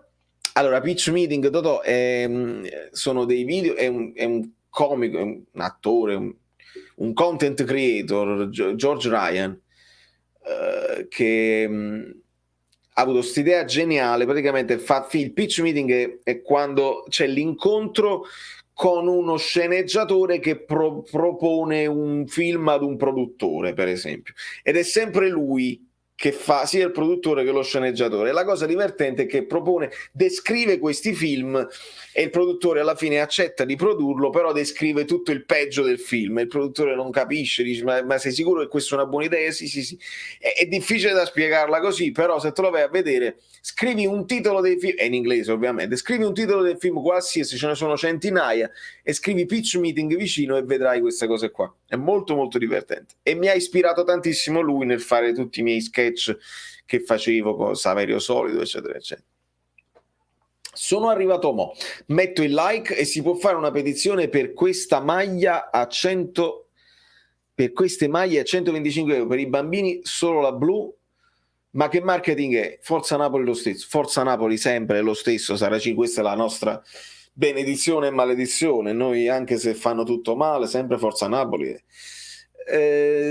Io capisco la vostra voglia di petizione, però non voglio nemmeno mortificarvi con sforzi che poi non vengono premiati. Voglio essere preciso, nella petizione che facemmo l'anno scorso, veniva come forma di petizione, ma alla fine era una lettera aperta, cioè il mio intento, e ci siamo riusciti, era quello di far arrivare con termini giusti a De Laurentiis una riflessione più che una richiesta, una petizione. Cioè non abbiamo detto pigliate una votare De Nicola, pigliate un direttore tecnico, un direttore sportivo in più, eccetera eccetera. Non abbiamo detto così, abbiamo detto come mai ci siamo chiesti, siamo rimasti un pochino male che un'eccellenza come De Nicola non faccia più parte del nostro staff, lanciando, capito, questo dubbio, installando questo dubbietto. Beh, De Nicola purtroppo non è stato reinserito nella storia e vabbè, quindi sotto questo punto di vista abbiamo fallito, però è tornato Santoro. Ecco, può essere che qualcosa si sia smosso e abbiamo messo un tassellino nella mente di De Laurentiis, dice forse una figura in più che mi può aiutare a gestire lo spogliatoio, a tenere d'occhio su tutte le cose, perché questo spogliatoio è sempre un po' particolare. Il ritorno di Santoro mi è sembrato una cosa che noi possiamo dire. Quando voi mi dite facciamo una petizione per il marketing e per le cose, ho molta paura, perché riguarda proprio i soldi, che i nostri sforzi potrebbero essere vani, perché sotto questo punto di vista ci sono tantissime idee e consigli che abbiamo già dato a gratis, senza bisogno di petizioni, e state sicuri che loro leggono tutto e vedono tutto, che non sono stati accolti, perché Amazon.com ha ancora le magliette di 2 anni fa, e quindi io mi sono pure scocciato di parlare a vuoto. Quando lo capiranno sarà tardi. Va bene, nel frattempo io ringrazio Tore Falanga, schiattate the like button, chi te becchi, perché è plurale, I like, a quanti stiamo? A quanti stiamo? Bravo, hai ragione, Greco. I visionari, il visionario Giuseppe Argento che ci faceva gli spottini. Osimè, Iron Me, Osimè. Insisto, noi lo possiamo chiamare Osimè, Osimen. Il resto dell'Italia e del mondo dovrebbe chiamarlo Osimen. No, fa niente. Quanti like stiamo?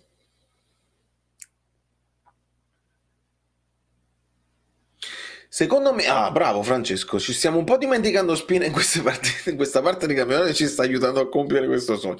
Per vincere il campionato il portiere ti deve dare almeno 10 punti e credo che ce li stia dando, Francesco. E mi fa piacere che tu lo stia sottolineando perché la parata che fa Ospina, l'ho scritto qua, perché dopo il gol di De Lofeo, quindi sarebbe stato 2-0, mamma mia. Beto deviato, tiro di Beto deviato. Poi c'è questo colpo di testa di Pablo Marì. Ospina a due mani, non bella la parata, perché è bella quando sai una mano oppure con la mano di richiamo, Ospina non bello in questo caso, ma a due mani la toglie dall'angolino, Eppure quella, capito? Lo stile magari non è sempre bellissimo, però risolve le situazioni. Fai bene a ricordarlo, amico mio. Mi spiace per Di Lorenzo che non ci sarà ai playoff, comunque era stato bionico sinora ad essere sempre in campo, è proprio vero Gianlu, è proprio così e purtroppo c'era anche, ragazzi, in questo caso è successo perché si è girato il ginocchio eccetera eccetera, un affaticamento muscolare, una cosa diversa. Puoi pensare di avere un giocatore per sempre vita naturale durante? No. E quindi dovevamo aspettarcelo e dobbiamo essere pronti. Voglio essere pronto, cioè voglio essere contento di vedere Malquit che magari fa una buona partita. Questo fa parte anche un po' del mazzo, cioè nel senso che quando ti viene a mancare un giocatore, e mi rivolgo proprio a Gianluca per esempio, perché quando gli è venuto a mancare Brozovic all'Inter, tante cose si sono incastrate male, perché poi ci sono stati vari tentativi e ci metto Vesino e ci metto Gagliardini e ci provo Vidal e ci provo quell'altro e non tutti sono stati capaci a fare il lavoro che fa Brozovic. Allora tu allenatore devi essere pronto all'eventualità di non avere un giocatore e quindi magari qualche partita, qualche mezza partita, non dico far partire Malquit da titolare, non dico mettere Zanoni nella mischia, ma qualche mezza partita, qualche partita che stavi vincendo 4-0 quando andava benissimo all'inizio del campionato, un po' di minutaggio agli altri, perché così anche i compagni familiarizzano, sono i famosi dettagli. I dettagli. De Lofeo e Beto, due calciatori da comprare l'anno prossimo al posto di Insigne e Mertens. Allora, ovviamente caratteristiche molto diverse. Beto mi sembra un potenziale ottimo vice Osimhen. Non mi dispiace proprio, fisicità, lotta su tutti i palloni, non mi dispiace, anche una buona accelerazione, non mi dispiace.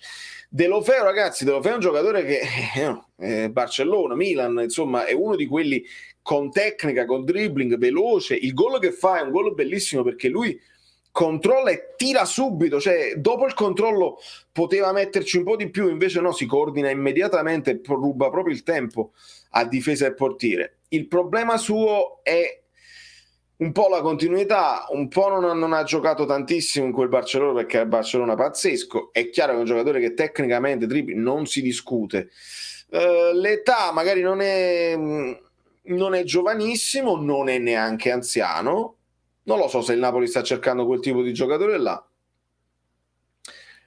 Non lo so se il Napoli sta cercando dei giocatori oppure facciamo finta che non ci servono.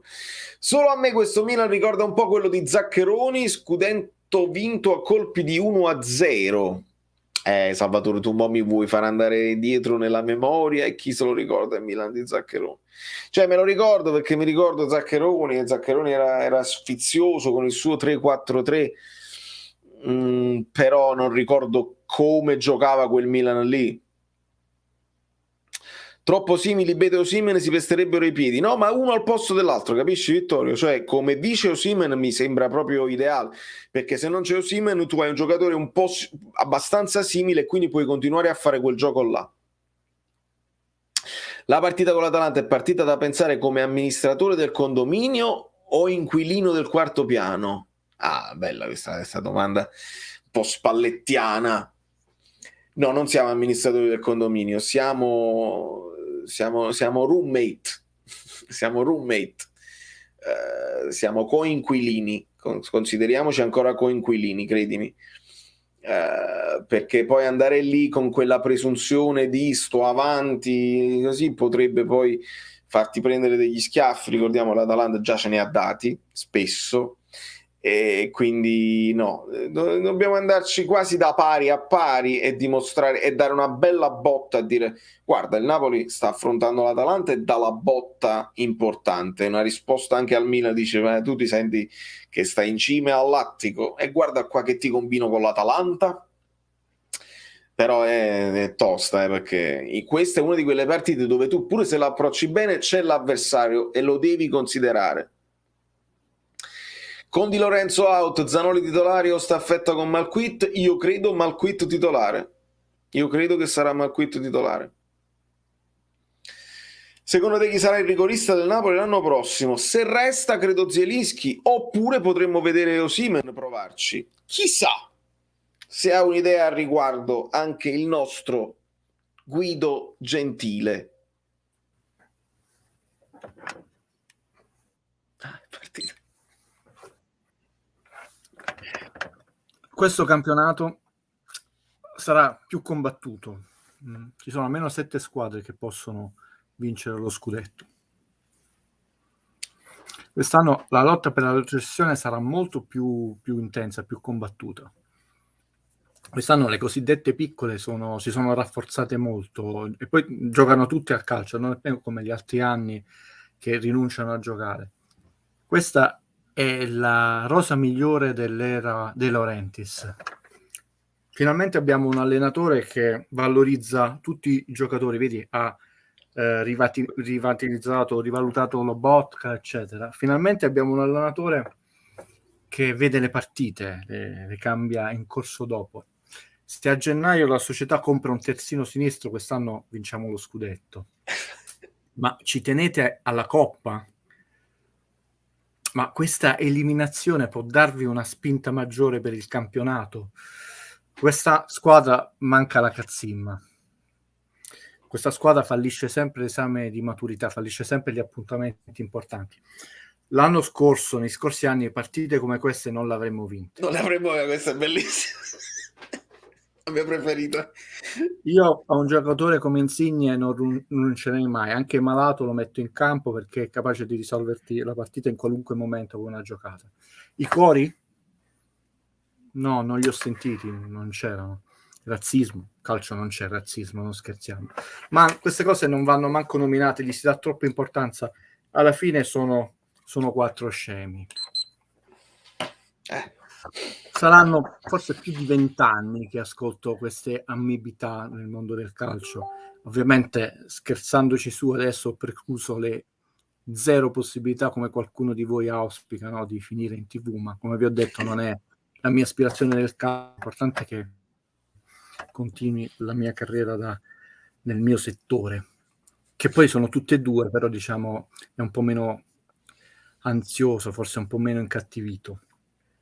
Potremmo smontarli a una, in parte l'abbiamo fatto in quest'anno.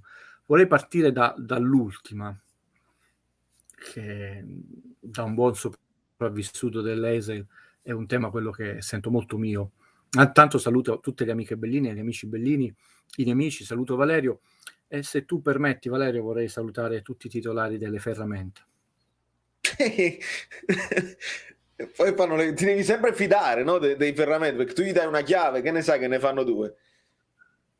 Sono figure fondamentali del tessuto socio-economico che non vanno mai valorizzate, invece io vorrei salutarle perché sono figure importanti nella comunità di ogni città. Perché, diciamo, parlando dei cori, allora Io che sono un noto anticomplottista, no? Ragiono col pensiero logico deduttivo, un illuminista, insomma, provengo da una famiglia di matematici e quindi parto sempre dal presupposto che chi è davanti a me è molto più bravo di me, molto più intelligente di me, molto più onesto di me, è tutto più bravo di me, e quindi perché dargli torto? Allora, proviamo a fare questa cosa. Ah, Guido, aggiungici questa. Ah sì, ma mi ero dimenticato. Sta bello.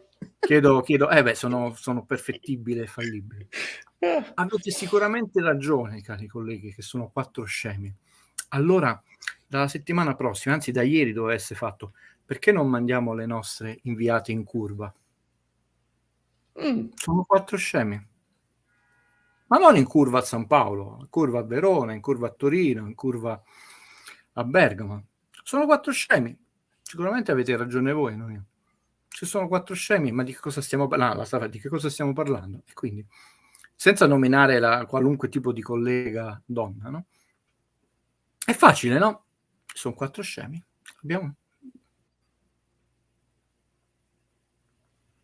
Parliamo di calcio. Bella comunque l'iniziativa di Koulibaly di offrire 200 biglietti a dei ragazzi del Senegal che hanno fatto un casino incredibile, si sono divertiti, hanno ballato. Quelli sono i cori che noi vorremmo vedere invece negli stadi, che uniscono, che diano gioia, calore, che creano empatia. Quelli vorrei vedere tutte le domeniche, di qualunque nazionalità, in qualunque stadio. Non è nominato in nessun sito, eppure è successo. Perché dobbiamo parlare di quello che hanno fatto a Verona, cosa è andato. Invece vorrei segnalarvi che Koulibaly ha comprato 200 biglietti, li ha offerti dei ragazzi che hanno portato il loro sorriso, perché poi portano un sorriso, una vitalità quei ragazzi incredibile. Ho visto un Napoli che è il pregi e i difetti di tutta la stagione. Partiamo da dove? Dai pregi e dai difetti. Ha iniziato bene, poi troppo scollegato, come sempre, non è solo un fatto di modulo, di numeri, proprio di predisposizione alla gara, troppo scollegato, non all'attacco, proprio a Osimhen rispetto a tutto il resto del mondo.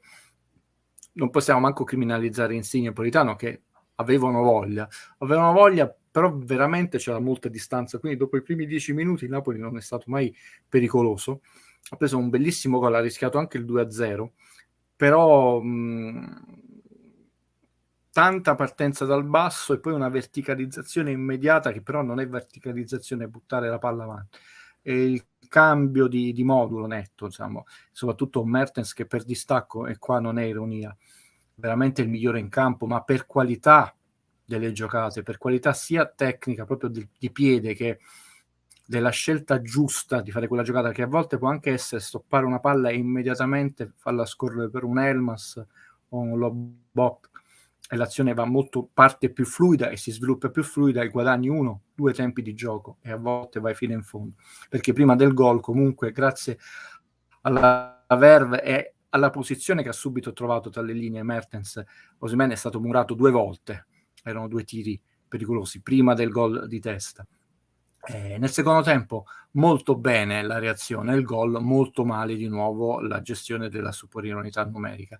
Io prima di prendermela, vedete, sarò oggi fuori dal coro con la scellerata decisione arbitrale che lascia molti dubbi sul fallo di Fiscale, 2-1, 11 contro 10, hai più qualità, devi giocare nell'altra, non fai gol, ma gol non lo prendi, perché l'unico modo per dar vantaggio in queste situazioni è interrompere il gioco, calci di fermo e soprattutto portarti il nemico nella tua metà campo, addirittura nella tua tre quarti. Se noi avessimo giocato un po' meno palle indietro, forse non facevamo il terzo gol, mangiato tra l'altro clamorosamente da Zelinski, però ce lo siamo presi noi quel calcio d'angolo, quel fallo laterale, quella punizione. Gli ultimi minuti di nuovo in una partita dove eravamo in superiorità numerica, ci siamo portati il nemico non alle porte come il titolo del film, ma alla porta,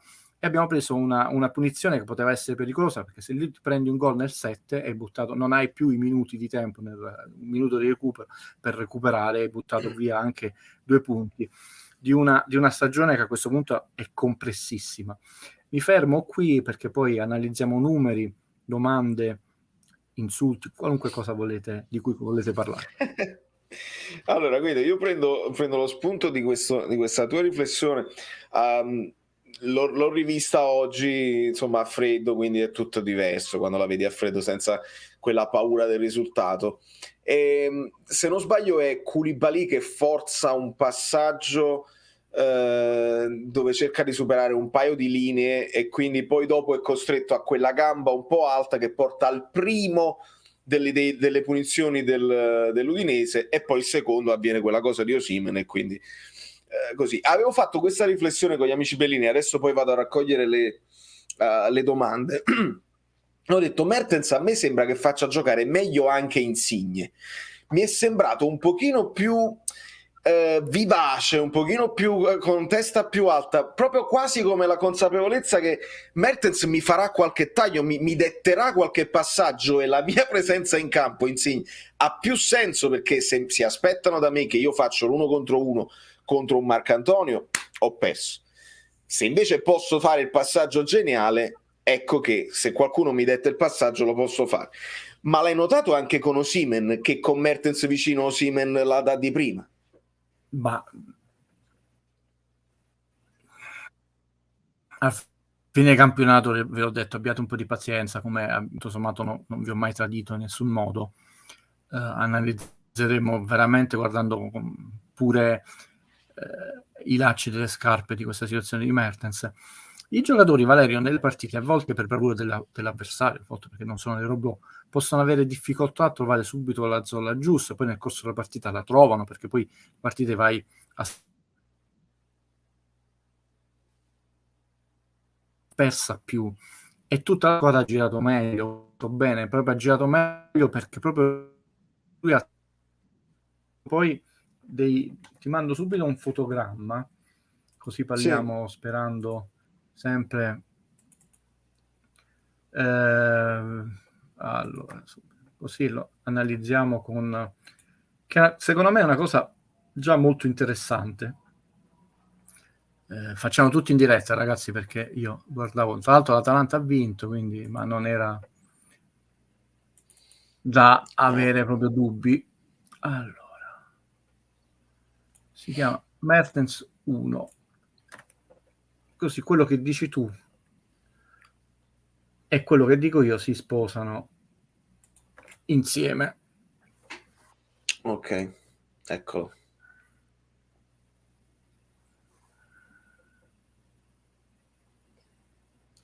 Allora, questa è per caso, adesso la facciamo vedere.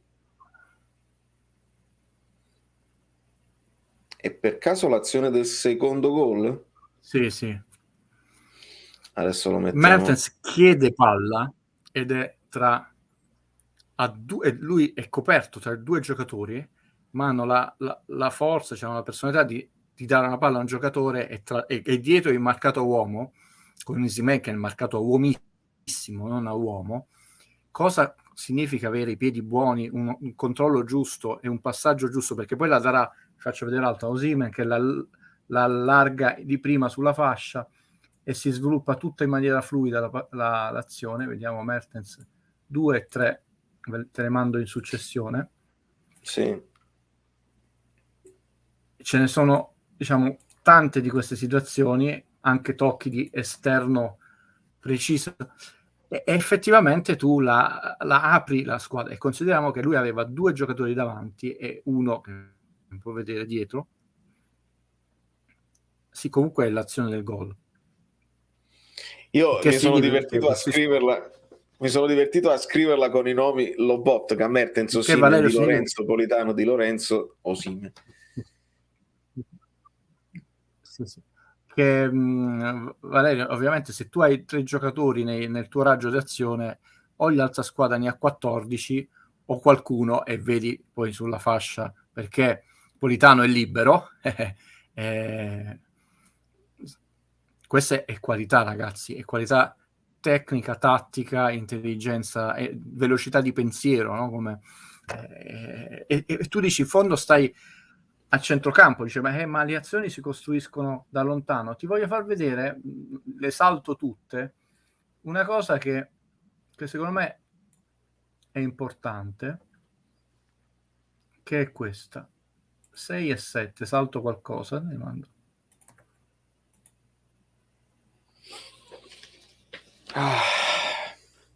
Driss.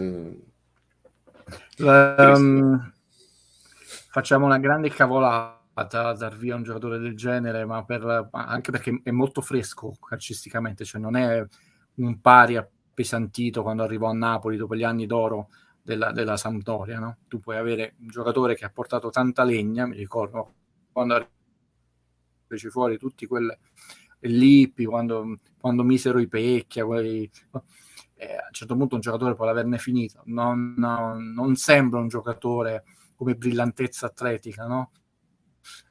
Poi la testa lo sappiamo, cioè lui ha sposato totalmente la città. Guardate chi va a chiudere, vedi sia la 6 che la 7, chi va a chiudere questa azione è l'uomo che l'ha fatta partire. Anzi, addirittura rischiavi il gol in fuorigioco, ma se vedi la gente dice Remerti è accelerato, se vedi a 2 giocatori che lo tengono in gioco, lo vedrete dal prossimo fotogramma, cioè tu la fai partire, Valerio vai un po' più giù, ecco c'è anche il numero 4, Mertens è perfettamente in linea già col suo marcatore, detto, ma lui è andato a chiudere l'azione, significa avere gamba, ragazzi, significa avere gamba che e purtroppo c'è solo lui dentro l'area. Ovviamente Di Lorenzo è quello che è uscito fuori dal campo, perché quello che ha fatto un ottimo passaggio. Quando fai quei passaggi dal fondo indietro o è gol o è punizione o è angolo, non si sfugge. Però l'uomo che ha fatto partire l'azione, sia di qualità, di zona del campo, di personalità, perché è marcato, e sia divisione, poi ha avuto la gamba per andarla a concludere, ma il cannibile è stato sgombra. Guido, ti sei frizzato? Vediamo se è una cosa fare, ma io ho risolvibile. sempre molto timore perché togliono che poi la Lega protesti, anche se è sbagliato, perché tu il calcio lo devi, come il cinema, come se io insegnassi quando insegno cinema senza far vedere il cinema. Di che cosa parliamo, ragazzi? Sarebbe da vedere. Allora Guido, nel frattempo scusami un secondo. Quello che dici tu è vero, per risponderti, però ok, perfetto. Con le immagini abbiamo visto la stessa partita, e che non è una cosa banale, perché spesso si vedono l'altra partite... parte a campo libero, ragazzi. No. Sì. Sì, Valerio, perché poi come dici bene tu, Insigne è più libero, più campo, più testa. Prego, domande, osservazioni? Sì, ringrazio Fabio Versatile, purtroppo sotto agli screenshot non è uscito il tuo messaggio, recuperamelo e lo leggiamo. Nel frattempo l'ottimo Salvatore Pengue mi manda una foto che io faccio vedere così al volo, che è uno striscione che è apparso, vediamo se si mette a fuoco, che è apparso al derby di Roma. Guido mi manda gli altri, che come vedete è uno sfottò su di noi, €1 a piacere, frate, €1 a piacere, derby di Roma, stadio olimpico, il tifoso del Napoli che vende le cose. Io sinceramente 3 paia, €5, i calzini, insomma. Vittorio Pensa, che ringrazio, che bello essere napoletano. Insomma Guido, perché pure quando non giochiamo noi, sempre noi in bocca? Io non Sono 4 scemi, Valerio, te l'ho detto, 4? però la proposta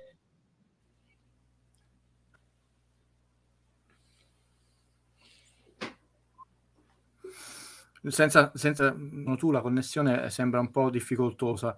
A parte gli scherzi, sono un sopravvissuto delle SEL, ma non è, diciamo, un trauma. Cioè, questa storia mi dà veramente i nervi, perché o la si affronta, vedete l'intervista di Tudor, l'intervista perché poi ogni allenatore, quando toccano la sua parte, le sente le cose. Quando sono i suoi tifosi contro gli altri, no, non è vero, così non si va da nessuna parte. non è un labile, non è La sottiglia dell'Elena rossa, straordinario romanzo, film ancora più bello di Terence Malick. Valerio, La sottiglia rossa è una metafora è quella linea di confine che divide il pavido dall'impavido, cioè il coraggioso, l'eroe per chi non avesse letto il romanzo, non avesse visto il film di Malick. Valerio, qua non è la sottile linea rossa tra l'umorismo, lo sfotto e il razzismo, perché io ho sentito di ogni sullo striscione di Verona. Non mi riferisco a quello che ti hanno mandato adesso.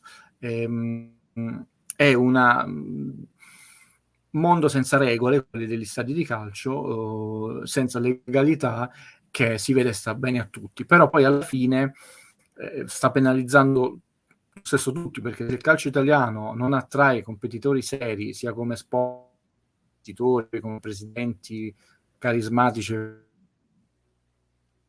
ragione, tra queste tante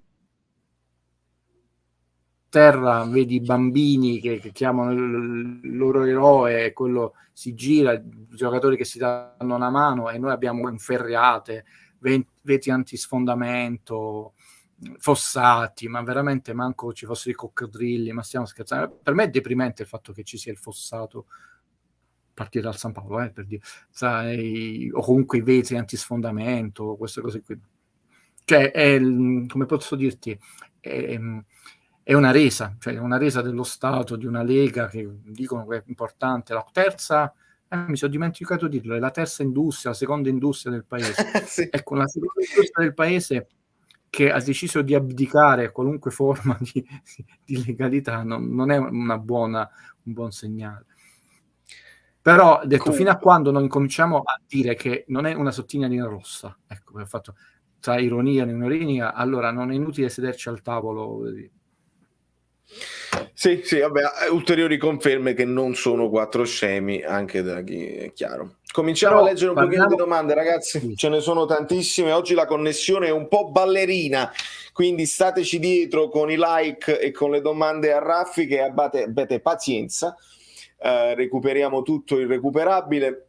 Prima domanda, Guido, analizzando il calendario, credi che possiamo anche pareggiare 2 o 3 incontri clou per poter arrivare a 81-82 punti? Basteranno?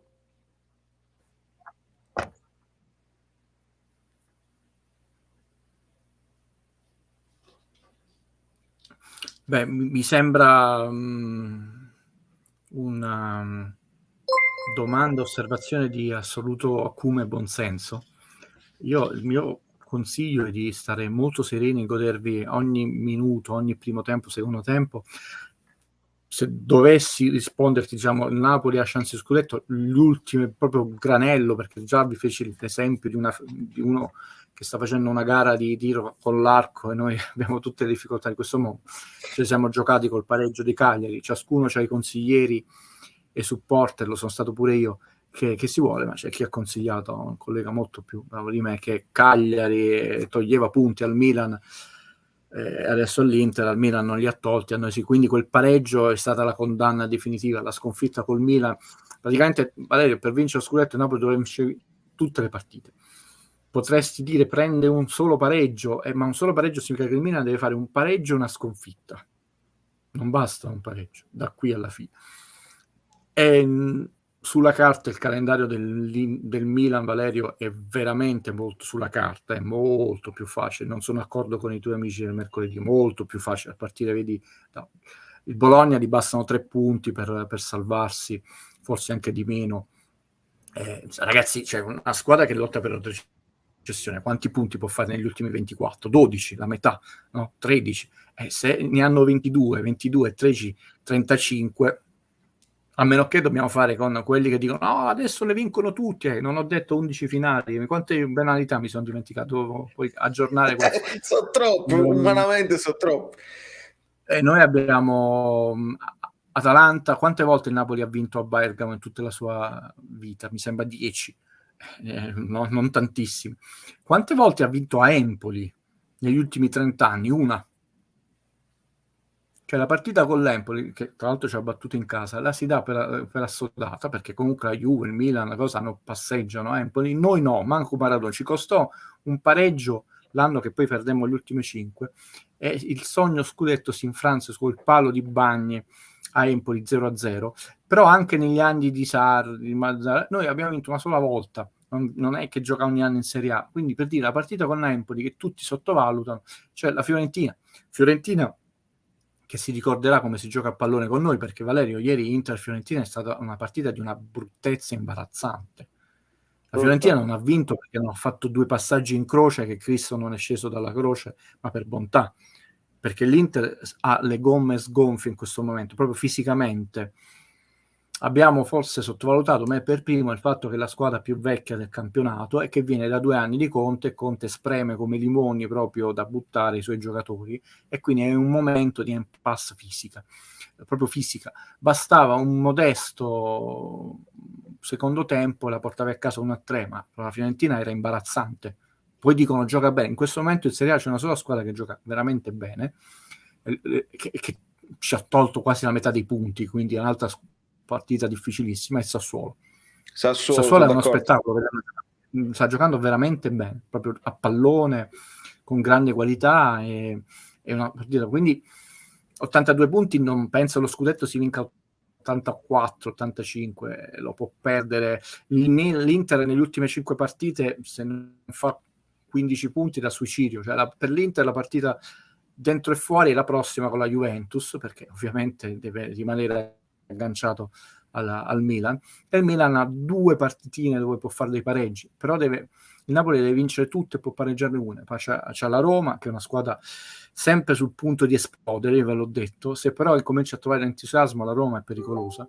C'ha la Fiorentina, c'ha il Sassuolo, e quante volte abbiamo perso punti. L'anno scorso abbiamo perso in casa col Sassuolo, abbiamo pareggiato fuori casa, quest'anno abbiamo pareggiato fuori casa, cioè la partita col Sassuolo non è una partita che il Napoli ha vinto. Scontata. No, io direi non facciamo come il Milan, non perdiamo con l'Atalanta, perché l'Atalanta ha già vinto, se recupera quella partita e vince con noi, abbiamo rimesso in discussione tutto quanto. Cioè in fondo la Juve dista 4 punti e la Vetta 3 punti, siamo in una situazione equidistante, però non è vero che sono solo 3 punti, cioè sono 3 punti che ti costringono a essere perfetto e sperare che chi ti precede non solo non sia perfetto, ma sia parecchio claudicante, e le partite diventano poco per sbagliarle. Quindi anche se ne sbaglia una, io penso che si rimette subito in gioco il Milan, subito, e poi la vittoria che gli ha dato, sono quelle vittorie che ti cambiano una stagione, quindi sono loro 2, poi tutto può essere, si impianta pure il Milan, però 82 punti andiamo in Champions matematicamente, quindi quello sì. Quello è quello che ci importa. Guido, secondo lei pronostico Inter-Juve? Ovviamente fare un pronostico è facile, 1-1, puoi a giocare al 100%. Sì, ti dico anche che c'è un rigore Gubbio in quella partita. Più difficile dirti il pronostico Juve.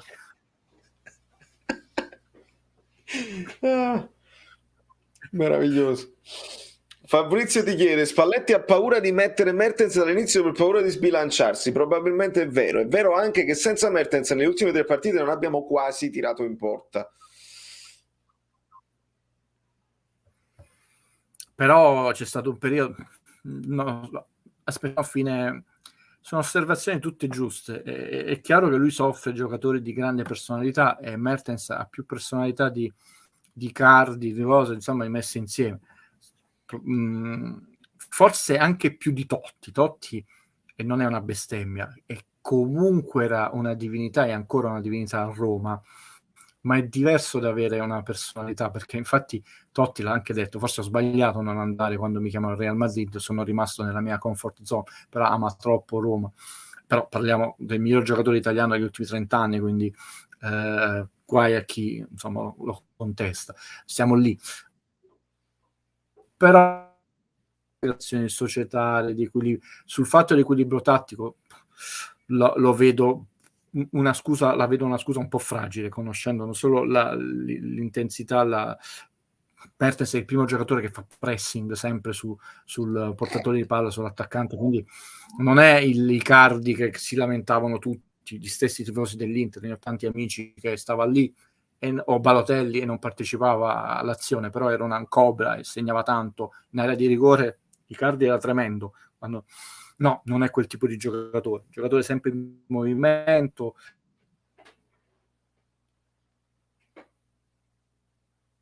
Oggi è tosta con la connessione, non so se è colpa mia.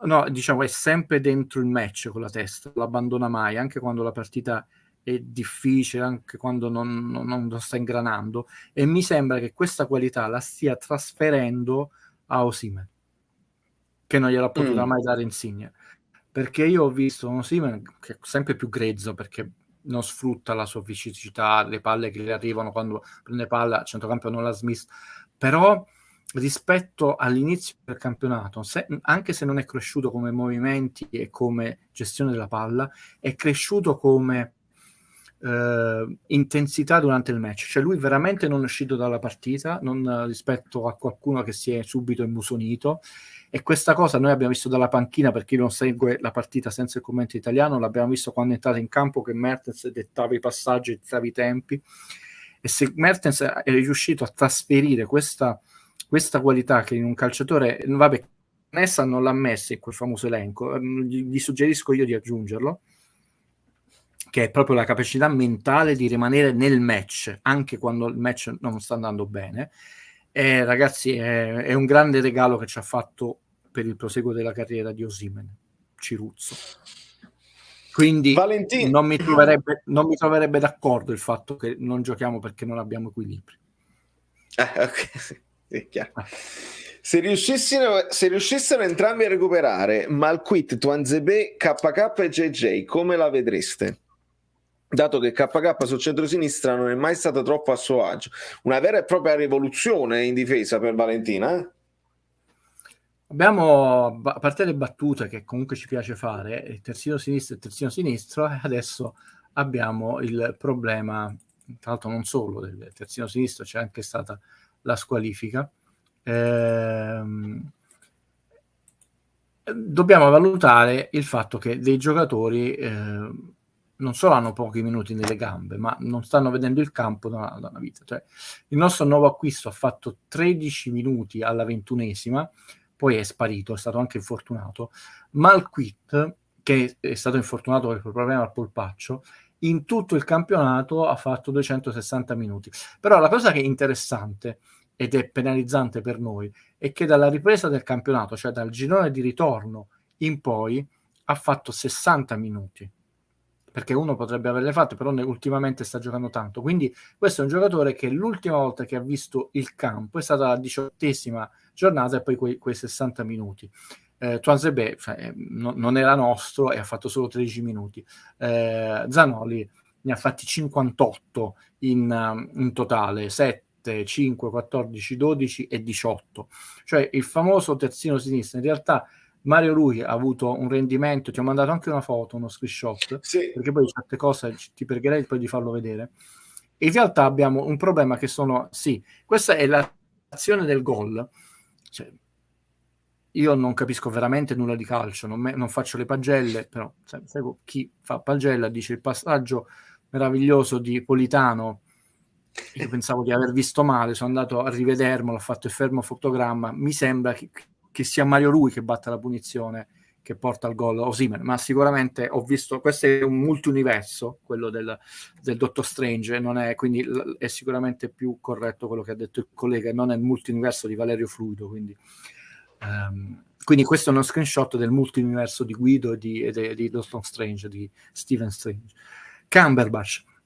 Quindi dicevo, abbiamo un problema innanzitutto che poi se il giocatore gioca male, subito dobbiamo sentire, non è da Napoli, è una pippa, eccetera. Ma uno deve avere pure il diritto di entrare in forma e loro non l'avranno, perché poi comunque noi abbiamo il problema che Koulibaly c'ha sempre l'ammonizione definitiva su come spettro. Per come riguarda i 5 diffidati, uno non era in campo da me, in questa partita hanno pesato tantissimo. Io ho visto nel primo tempo proprio la paura di andare ai contrasti, eravamo larghi perché nessuno voleva saltare la prossima partita. Osimhen è stato disciplinato, ci sta l'ammonizione anche un po' casuale, il braccio di Rachmani, però la squadra è stata pulitissima, e chi è stato penalizzato di più con questo aspetto della diffida è stato Anguissa. e quindi questo non è un problema della prossima partita, dove tra l'altro nei calci di punizione passivi, nei calci d'angoli passivi, la mancanza di Osimhen, che come Cavani attacca il primo palo in uscita, no? Si sentirà, ma anche di Rachmani, che è più forte come elevazioni di Koulibaly, che invece spesso si fa fregare sul tempo.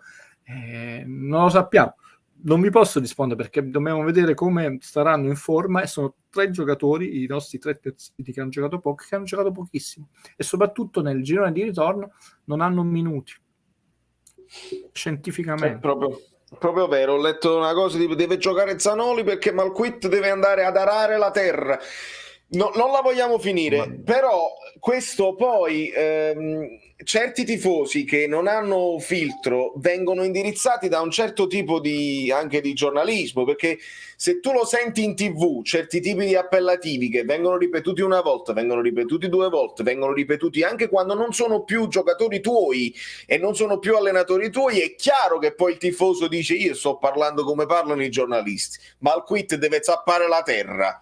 Poi ti ritrovi che deve giocare per forza Malquit e ti ritrovi che hai insultato un giocatore che non ha mai giocato, e si sente questo commento perché leggono tutti e leggono tutto, tutto.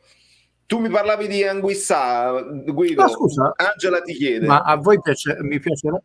No, mi piacerebbe una persona che comunque professionista, che sia un insegnante a scuola, che sia un fabbro, che sia un ferramenta, tu devi andare, che poi tra l'altro provate a dirlo alla mia compagna una cosa del genere, si incacchierebbe, visto che non solo è un lavoro nobilissimo, quello che tra l'altro ci dà da mangiare, ma è molto delicato, difficile, perché poi ha a che fare con quanto di più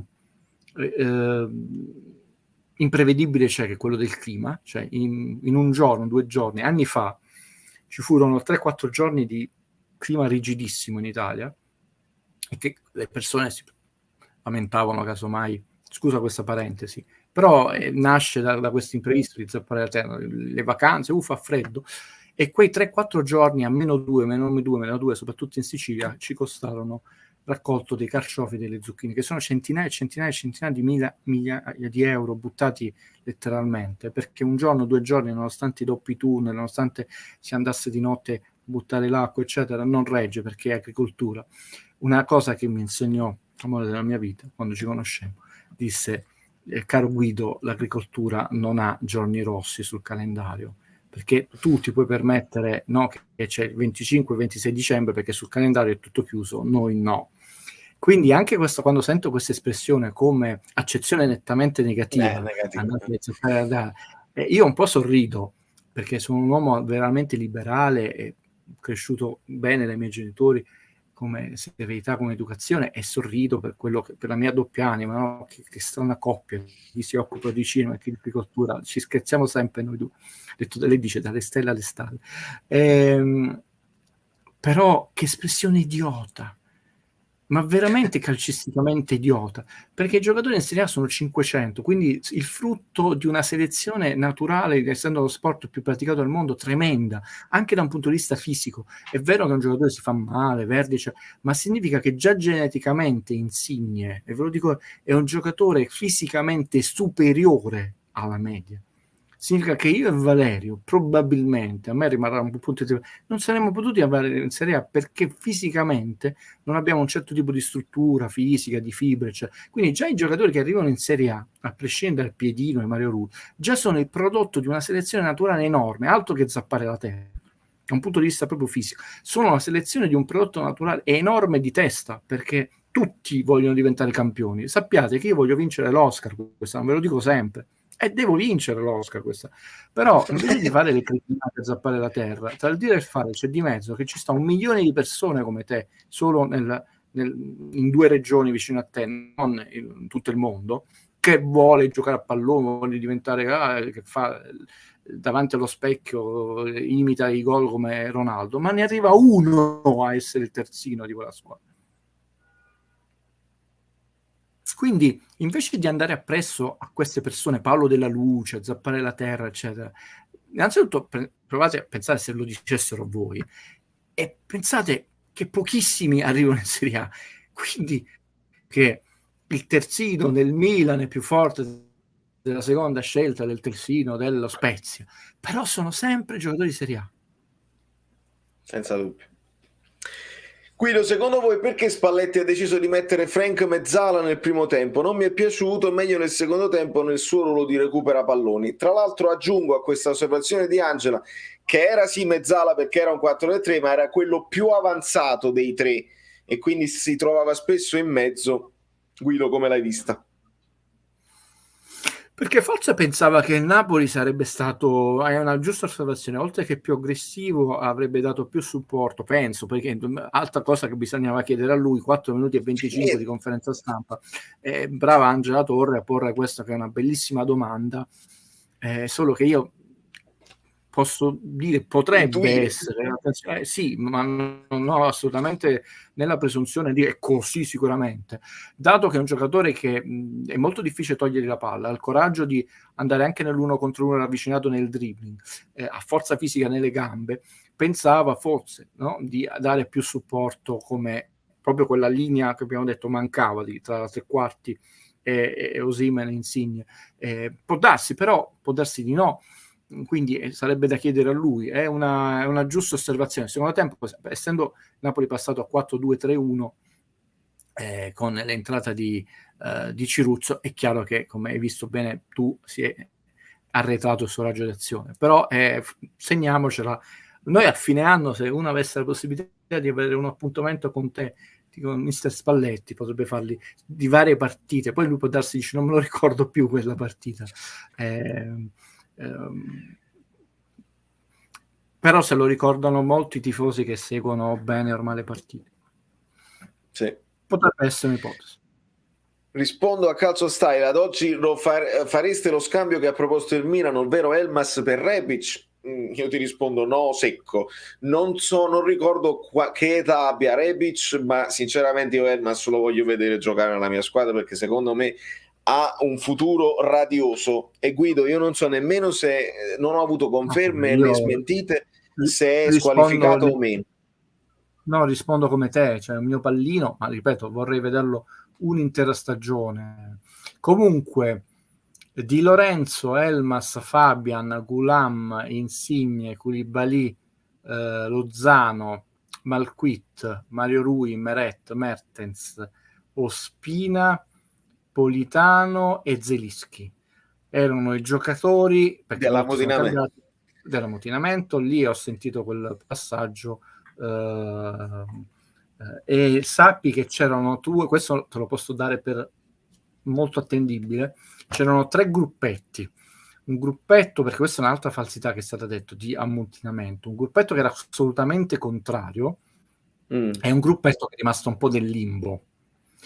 E per questo motivo poi c'è stato anche un problema e Gattuso è stato bravissimo a ridare compattezza, perché magari fosse stato solo l'ammutinamento, perché almeno era tutta la squadra contro la società o l'allenatore. Giusto. Tipo Meret non fu uno dell'ammutinamento, era uno contrario all'ammutinamento.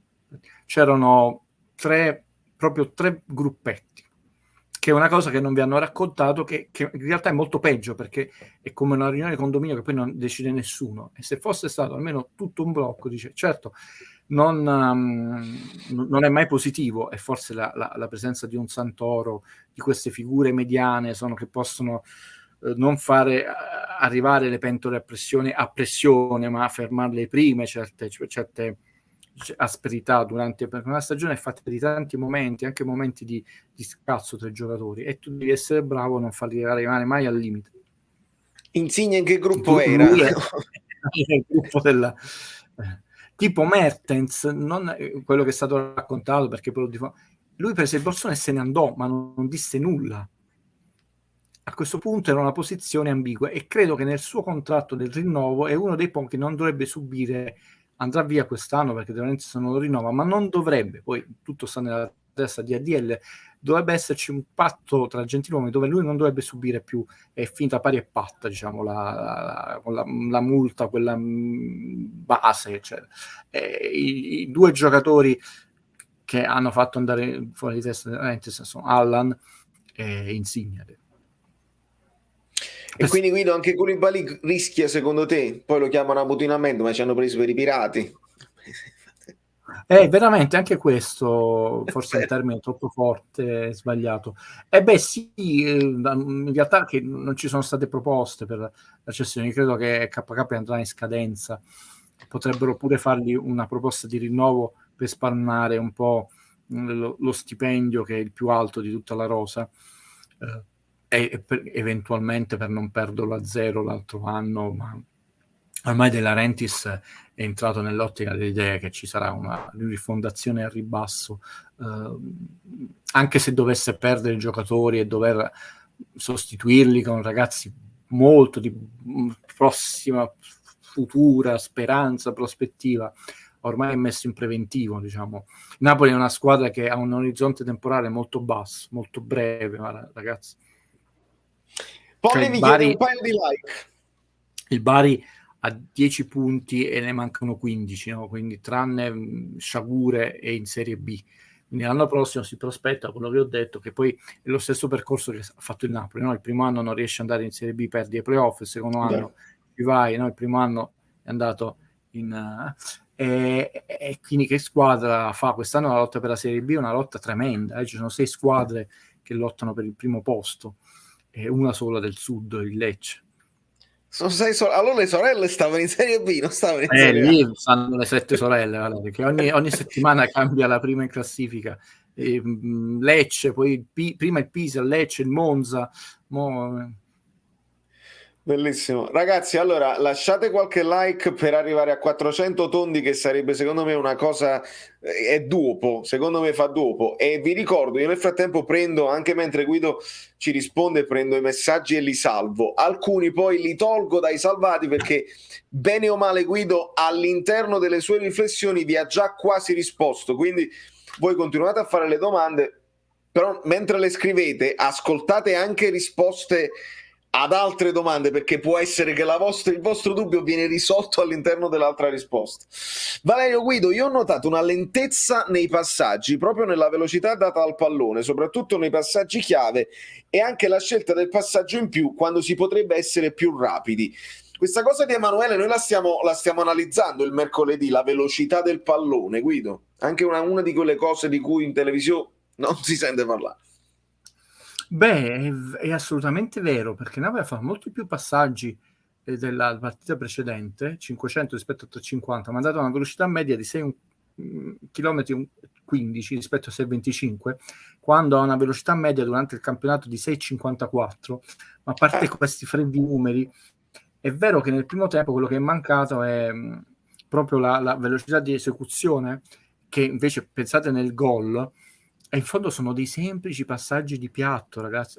Ma semplici passaggi di piatto sono all'uomo giusto, sullo scorrimento, che ti fanno arrivare in porta e guadagnare sempre sul difensore un mezzo tempo di gioco. E il calcio, siamo parlati di Serie A, è frazioni di secondo tra un gol. Quindi è vero, soprattutto nel primo tempo,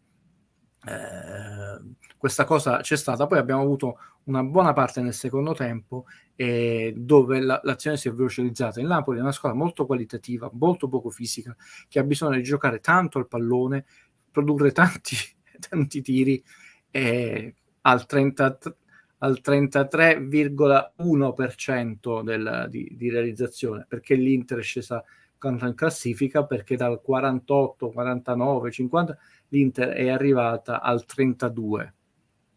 Caspita, che mi sono proprio impiantato. Perché la Juve sta risalendo, perché era sotto il 30, come si chiama? Adesso è il 33 come il Napoli, il Milan regge perché sta sempre a quel 48, eccetera. Quindi questa mia statistica, che non viene calcolata da nessuno, non ci sfugge, non ci sta per questo nuovo calcio, perché il Napoli continua ad avere la migliore difesa per 1-2 gol, diciamo, del campionato, e non è mai successo manco negli anni di Sarri. Quindi adesso devi avere una difesa sicuramente ottima, però non è quella la discriminante è la percentuale di realizzazione offensiva, e noi l'abbiamo mantenuta costante, quindi da questo punto di vista, diciamo, non riusciamo a salire.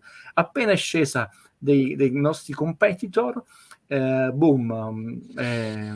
sono scesi in classifica, ed è crollata molto dell'Inter. Quindi la velocità di passaggio è una delle componenti principali, e anche la personalità, quella che ci ha messo a un certo punto di rischiare il passaggio dalla tre quarti, il passaggio in profondità, il passaggio filtrante, il passaggio col giocatore che può essere marcato, altrimenti ti rifugi, no?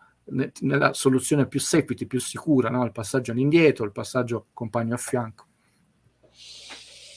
Allora, Gennaro Marigliano, Mario Rui sta avendo un rendimento costante, a carattere, sempre a testa alta, senza timore di nessuno, non sarà un professore, ma di sicuro non fa nemmeno filone a scuola. Forza Napoli, difendiamo i nostri. Vi inviterei qua, perché li ho seguite parzialmente in diretta, poi me le sono un po' recuperate, sono molto interessanti. Le trasmissioni che fa Valerio il mercoledì con due pilastri, sono molto più bravi di me, sono simpaticissimi e sono scrupolosi nei numeri, che hanno numericamente, ma non solo il passaggino, scusate, o il tirino, sviscerato la stagione di molti giocatori, in particolare del famoso oggetto di tutte le critiche, come se fosse un UFO, Mario Rui, che ha un rendimento superiore al robot di Lorenzo, perché poi nel rendimento vanno considerati tantissimi parametri, non solo l'XG, quindi recuperatelo. È stato, diciamo, veramente analizzato, smontato come io analizzi film, detto in maniera capillare. Sì, a Mario Rui mancano 20 centimetri. Se avesse avuto 20 centimetri sarebbe, ma non giocherebbe nel Napoli, perché sarebbe un top player, perché avrebbe un altro tipo di fisicità. Ma anche la corsa, ragazzi, cioè essere più alto comunque significa che comunque hai bisogno su 10 metri, hai bisogno di tot passi in meno per coprire quei 10 metri. E aggiungo, e questa è una riflessione tua, se sei più alto può essere pure che sei meno nervoso, perché vedi il mondo in maniera diversa e ti senti meno inadeguato. Anche meno, cioè anche quando tu devi contrastare un tiro, no? Che metti il gambone. Noi abbiamo preso a volte degli autogol, ma anche Mario Rui vuole fare autogol, oppure è scarso, perché l'autogol è una casualità. Però una cosa è un'arma a doppio taglio, tra l'altro, ragazzi, è mettere una gamba di un cristiano di 1,90 m con delle fasce muscolari, e è un'altra cosa mettere una cosa di 1,62 m, 1,63 m. È diversa anche l'opposizione come forza passiva muscolare, no? E sono cose che ovviamente uno li vede come omini da PlayStation, non valuta, ma sono invece elementi importanti. Poi ci sono stati degli anni dove uno può essere più incacchiato, più disattento, però questa scarsezza chiaramente non è un giocatore da Real Madrid, ma no, altrimenti sarebbe nel Real Madrid. È sempre quello. Però questa croce addosso contro Mario Rui è una moda, perché come il fatto andate a zappare, sono mode, tra l'altro anche brutte, come dicevo, nel senso non sono anche dettate dai fatti.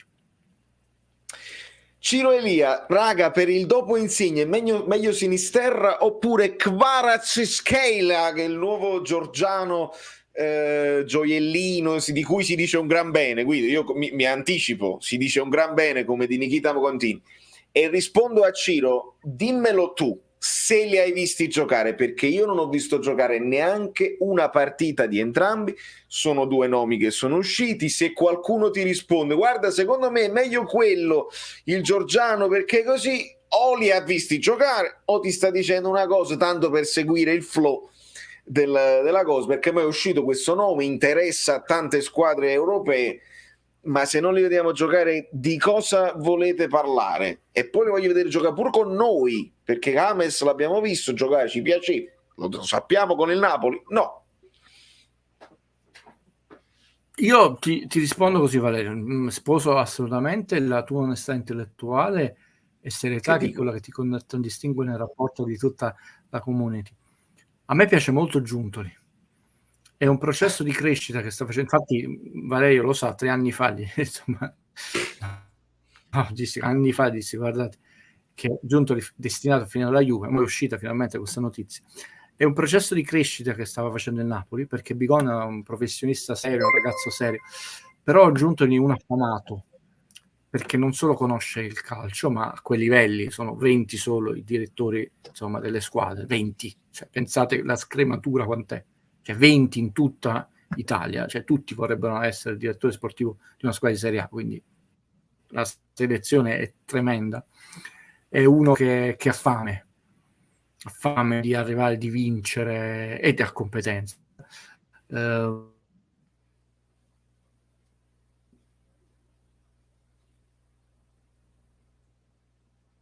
Freeze nei film americani, quando entrano i poliziotti che aprono, perché quante volte ci hanno soffiato l'attendeismo oppure delle cose.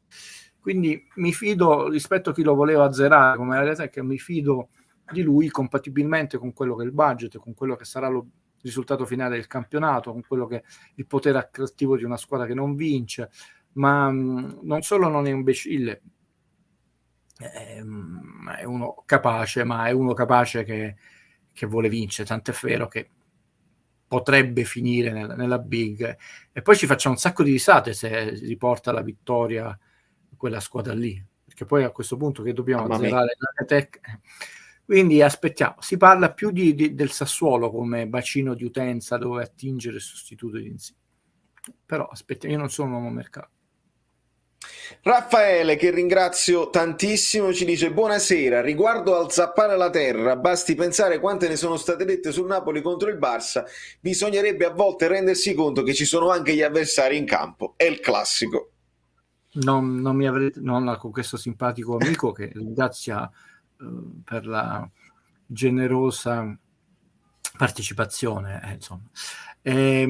Quando io dissi a dicembre, attenzione, non sarà il Barcellona perché farà degli acquisti, perché è una grande società, e sia perché Iniesta è un uomo Barcellona, cioè conosce l'ambiente, non solo il calcio, e vedrete che farà un bel lavoro, quindi noi l'affronteremo, che già sarà una squadra più più forte in campo. Chiaramente quest'anno è partito con un handicap molto forte, perché il Barcellona ha avuto uno shock per tutti i problemi societari economici che hanno portato come scusa, perché quella è una scusa come Insigne, all'allontanamento di Messi, perché giustamente poi Koeman, che è stato utilizzato un po' come agnello sacrificale, ha detto: ma come non c'erano soldi per Messi, però poi abbiamo speso per e purtroppo ci sono dei sacrifici, ci è capitato lui, però ragazzi, stiamo parlando di una più che un club, è il loro motto, no? Che non è vincere l'unica cosa che conta, è più di un club, quindi è un motto che va al di là del calcio, è proprio una filosofia di vita, quella catalana. Poi sono giocatori che dalle giovanili sono abituati, grazie a Cruyff, no? Lui ha importato questo modello Ajax, no? E quindi già giocano con lo stesso modulo della prima squadra, cioè è una filosofia che noi ci sogniamo. Era impensabile che il Barcellona, che sta rinascendo, e tra l'altro rinasce su base di ragazzi giovani interessantissimi, Valerio, se questo è il buongiorno per loro, come dice l'adagio, no? Il buongiorno si vede dal mattino, per loro è un buon buongiorno. Quindi ci sta a perdere col Barcellona, ci sta a perdere con questo Barcellona. Il problema non è il Napoli che ha perso col Barcellona, il problema è che l'Italia è proprio indietro con tutte le altre squadre. Cioè, gli sfottò ci stanno, Valerio, però insomma, qual è il fatturato del Napoli, il fatturato del Barcellona, qual è il fatturato della Juve, il fatturato del Villarreal? Villarreal è una città di 50.500 abitanti. Cioè, rendiamoci conto, ho detto, che poi anche lì hai una tradizione calcistica che ti porta a competere sempre in tutti i campionati, lì. Però le grandezze, quando facciamo la puntata sull'universo Exor, l'universo filmato, cioè le grandezze non sono minimamente comparabili. E sempre da Barcellona, vedi come leggo tutto, ma che grande conduttore che so. Francesco Fucci ci dice: secondo voi è giusto ritenere certa la presenza di Politano e non di Lozano sulla destra per dare più copertura in quella zona? Alla prossima partita sì, penso di sì, cioè la formazione titolare ormai si è capito che Politano bravo Guido, dillo bene, perché io mi sono un po' allargato con certe previsioni, ma erano più speranze le mie. Oramai mi sembrano definite le gerarchie di Spalletti. Sì, perché proprio per quel discorso che faceva Angela prima, che è sempre puntuale negli interventi, perché probabilmente gli garantisce più copertura. Lozano è stato sfortunato perché è partito ad handicap quest'anno, no? per quel tremendo infortunio patito in nazionale, poi ha avuto il Covid, poi si è rinfortunato, quindi è anche una stagione sfortunatissima. Quindi non avrà mai avuto la gamba di Politano, ma sì, noi sperando che, poi io non la vedo una stagione sfortunata, una stagione che è stata anche questa tremendamente sfortunata su infortuni gravi, Covid, arbitraggi. Alla fine, Valerio, anche rimpalli, no? Prendiamo tutta la stagione, tutte le schifezze che ci hanno fatto un po' arrabbiare, pensa solo 2 partite, Napoli-Inter e Napoli-Milan. Alla fine è un tiro sbagliatissimo, vedemmo Koulibaly che non rientra bene, tutto quello, però Dzeko che sbaglia il tiro di testa, va proprio a impattare il terreno, che non è né carne né pesce, prende il piede casualmente di Lorenzo, diventa un assist incredibile, e il tiro del Milan che è destinato a piccola, che diventa un assist. Anche questo capisci che non è l'anno dello scudetto, perché sono 2 rimpalli, no? E intanto ci sono costati due vittorie, quella con l'Inter che poteva essere anche solo il pareggio, tolti Spezia, rigori, la Roma, però sono 2 rimpalli, rimpallo pure il calcio d'angolo sulla nuca che ci è costato, quindi non è una stagione dove quelli che dicevano quest'anno è l'anno buono, si vede che gira, ma che? Cioè, è iniziato con un infortunio tremendo di Lozano, perché poi è meglio averli tutti e due, poter scegliere in base anche all'avversario. Dici questo è un avversario che ti dà più campo, possiamo rischiare, ci serve invece l'apriscatole come Lozano, che ci siamo dimenticati l'anno scorso, che non è ira di Dio, troppo, il tifoso ha memoria troppo breve. Sì, e il Nightbot ci ricorda che parliamo di calcio, niente attacchi personali, niente offese, rispetto reciproco e sportività. Questo pure per ricordarvi, perché io vi leggo in sottofondo bambini miei e bambine mie, bellini e non. Non mettete in mezzo argomenti che riguardano la politica, la geopolitica, perché poi vi infognate in discorsi più grandi di voi, e vi prego di lasciare la discussione free of this thing, like non ne parlate, veramente non costringetemi a mettere dei paletti e delle cose, perché noi parliamo di calcio sì, ma ci allarghiamo, se possiamo parlare di musica, possiamo parlare di basket, possiamo parlare di cultura in generale. Non entriamo in discorsi che vi portano poi a litigare tra di voi, perché non ne guadagnate nulla. Non ne guadagnate nulla e non risolvete nessun intreccio internazionale tra di voi, vi fate solamente il sangue amaro, e poi Guido deve pigliare il cronometro. Quindi consiglio mio. Ho appena letto uno, Mario Rui non è un terzino, vabbè, non è un terzino, sono opinioni personali. Non scardini certe convinzioni, d'altronde il martellamento che è stato fatto contro quel giocatore, e io non potrei mai essere accusato di essere di parte, non sono amico di nessuno, manco conoscente, manco nemico di nessun procuratore, quindi in particolare quello di Mario Rui, che è anche di Sai, che è anche di Politano, eccetera, eccetera. Vai. Nick04 giocherebbe con Tuanzebe contro l'Atalanta, non perché io non creda in Zaloni, ma per la loro fisicità. Sono molto curioso di rivedere un Mertens protagonista, sono fiducioso visto la sua immensa qualità. Allora, per quanto io non sia più superstizioso scaramantico, perché porta sfortuna, come disse il poeta, veramente ogni volta che c'è la pausa delle nazionali, a prescindere di godersi o meno degli spettacoli, c'ho una paura, non voglio scomodare, perché sono cose molto più importanti nella vita, nessun santo e nessuna preghiera, andare a vedere nel corso di questi anni i caduti, chiamiamoli così, in battaglia per le pause, quindi prima di dire oggi domenica già fare la formazione, già presto. Bisogna vedere come stanno dei nostri terzini, vi ho fatto vedere i minuti alla mano, tutti e tre, cioè Malqui, Tuanzebe, perché Juan Jesus penso che giocherà come centrale al posto di Rachmani, quindi non puoi, perché altrimenti probabilmente avrebbe giocato lui. Hanno giocato pochissimi minuti e soprattutto dall'inizio del girone in andata, quindi facciamo pure lo spartiacque, la pausa invernale, no? Quindi hanno giocato nulla Non possiamo pretendere che sarà fondamentale l'allenamento e ci penserà Spalletti, ma noi non siamo presenti a Castelvolturno. È una brutta gatta da pelare. È una brutta gatta da pelare perché tra l'altro Osimhen, voi state valutando solo l'azione dinamica, che è fondamentale, però non trascuriamo le azioni statiche, dove Osimhen, quando torna a difendere sui calci di punizione, calci d'angolo, non ci sarà. E Ciruzzo, che è un genio del calcio, non so se è un fuoriclasse, ma è veramente... cioè, ragazzi, è una gamba di Osimhen. Cioè, non possiamo mica pretendere che diventi... a meno che non gli fanno il siero di Capitano America, ma credo che sia illegale, è una battuta, ragazzi. Quello è l'altezza di Ciruzzo. Petagna è infortunato, ce ne avrà per un mesetto, quindi non lo stiamo nominando, e ha sempre dato l'anima, quindi vediamo. Molto probabilmente giocherà Malqui. Pure io credo.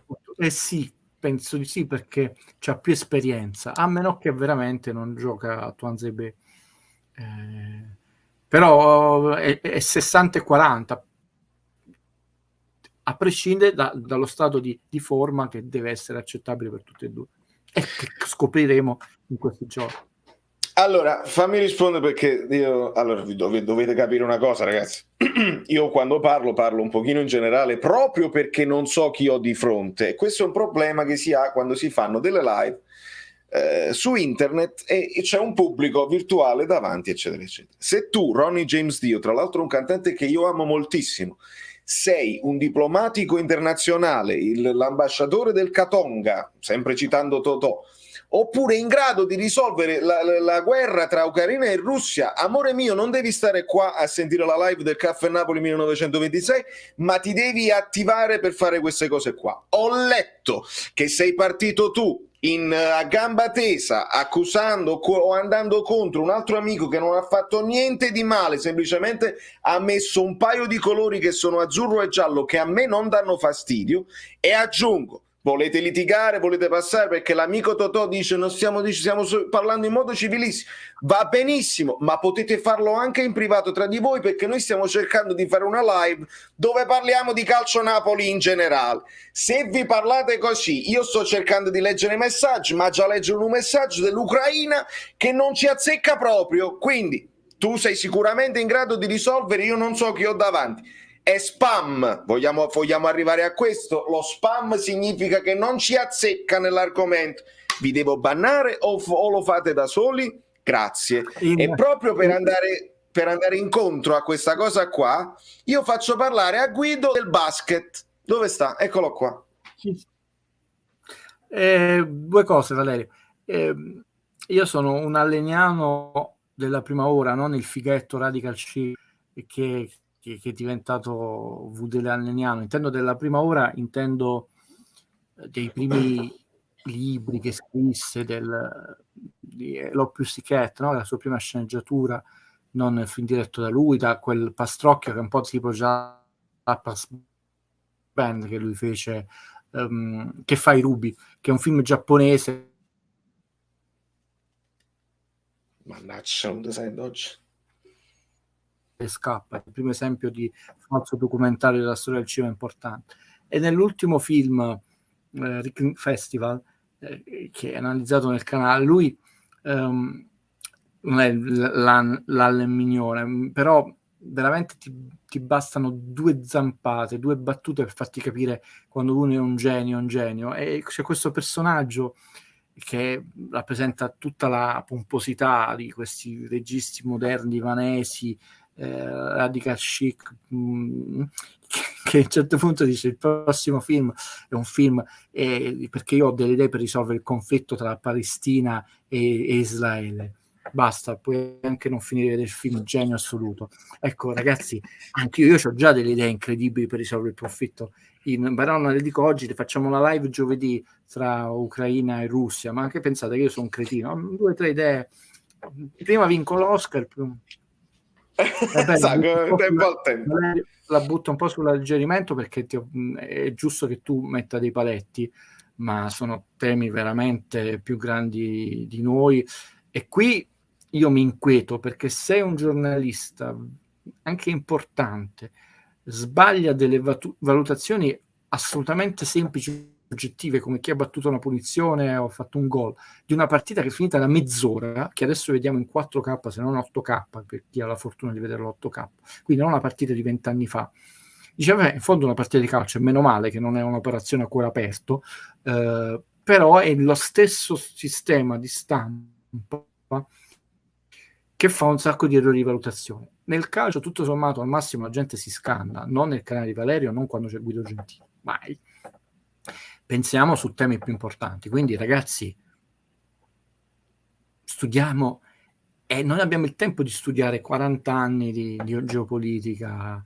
Cerchiamo già, per esempio, di non incacchiarci alla fine alla posta o alla... Tornando sul basket, mamma mia, però è stato esonerato l'allenatore. Adesso sono stato tifoso del Napoli fin da bambino.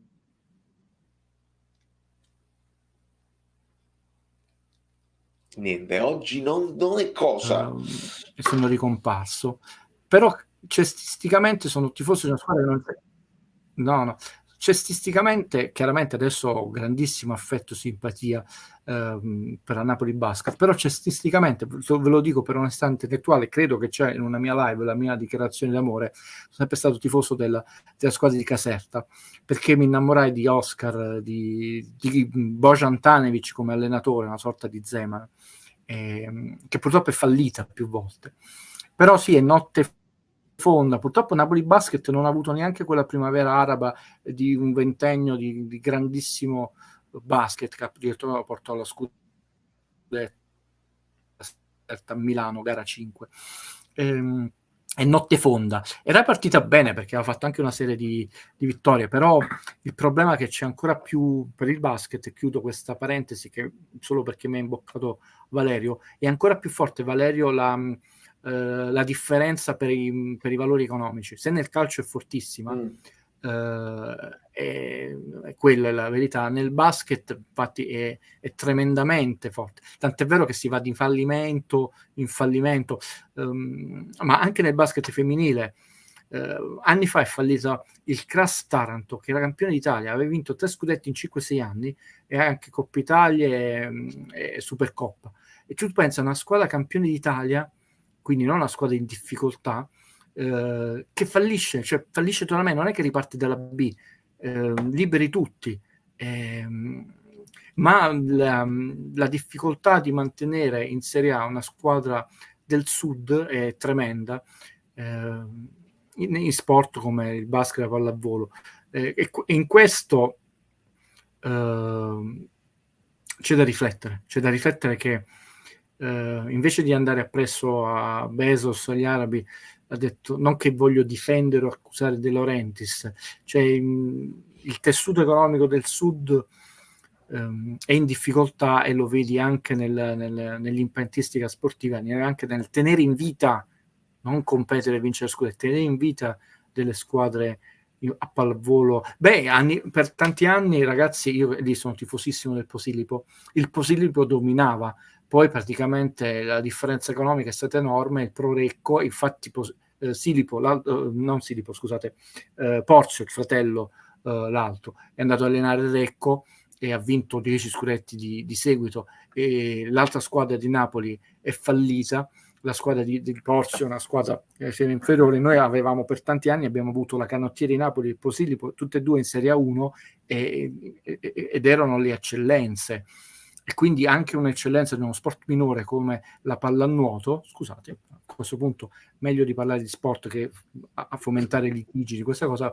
E Valerio, stiamo parlando del Posillipo, cioè dell'eccellenza, uno dei circoli nautici più antichi e più esclusivi d'Italia, che non riesce più a vincere scudetti, e il Posillipo ha vinto la Coppa Campioni più anni, e tu pensa che se ti dovessi trovare, io spero che invece lo inviterai, perché anche se non è un calciatore, segue il Napoli, un tifoso del Napoli, ed è il Maradona insieme a Striarte della pallanuoto, Franco Porzio, il mancino più forte della pallanuoto. Franco Porzio ebbe un'offerta dalla Grecia quando giocava nel Posillipo da far tremare i pozzi, altro che il Toronto, perché a pallanuoto non guadagnavi queste cifre. Che dice io effettivamente a questo punto la Grecia è l'eccellenza della pallanuoto insieme alla Spagna. Lui rimase a Napoli, vedete l'attaccamento per la calottina, non la maglia, perché no, aveva detto io devo vincere la Coppa Campioni, questa maledizione che la Coppa Campioni non riusciamo a vincere, col Positivo l'ha vinta 2 volte e non ha accettato i soldi della Grecia. Anzi, ti invito a trovare, cerca di contattare il mancino più forte della pallanuoto, grandissimo olimpionico, grandissimo sportivo. Lui è il presidente dell'Acqua Chiara. Vedete, a proposito di personalità, Guido Gentile non si occupa, per come dice Mourinho, solo di calcio. Allora Fabio ti chiede, la domanda della donazione di prima era, visto che si è capito che i cartellini sono il sotterfugio per non essere accusati di falsare il campionato, quando lo si cambia il protocollo dando potere al VAR? Questa, Valerio, è una domanda assolutamente legittima e intelligente, però cioè, io adesso ripeto delle cose, quindi annoierò chi mi ha già sentito, che ho già detto, perché per coerenza le ripeto.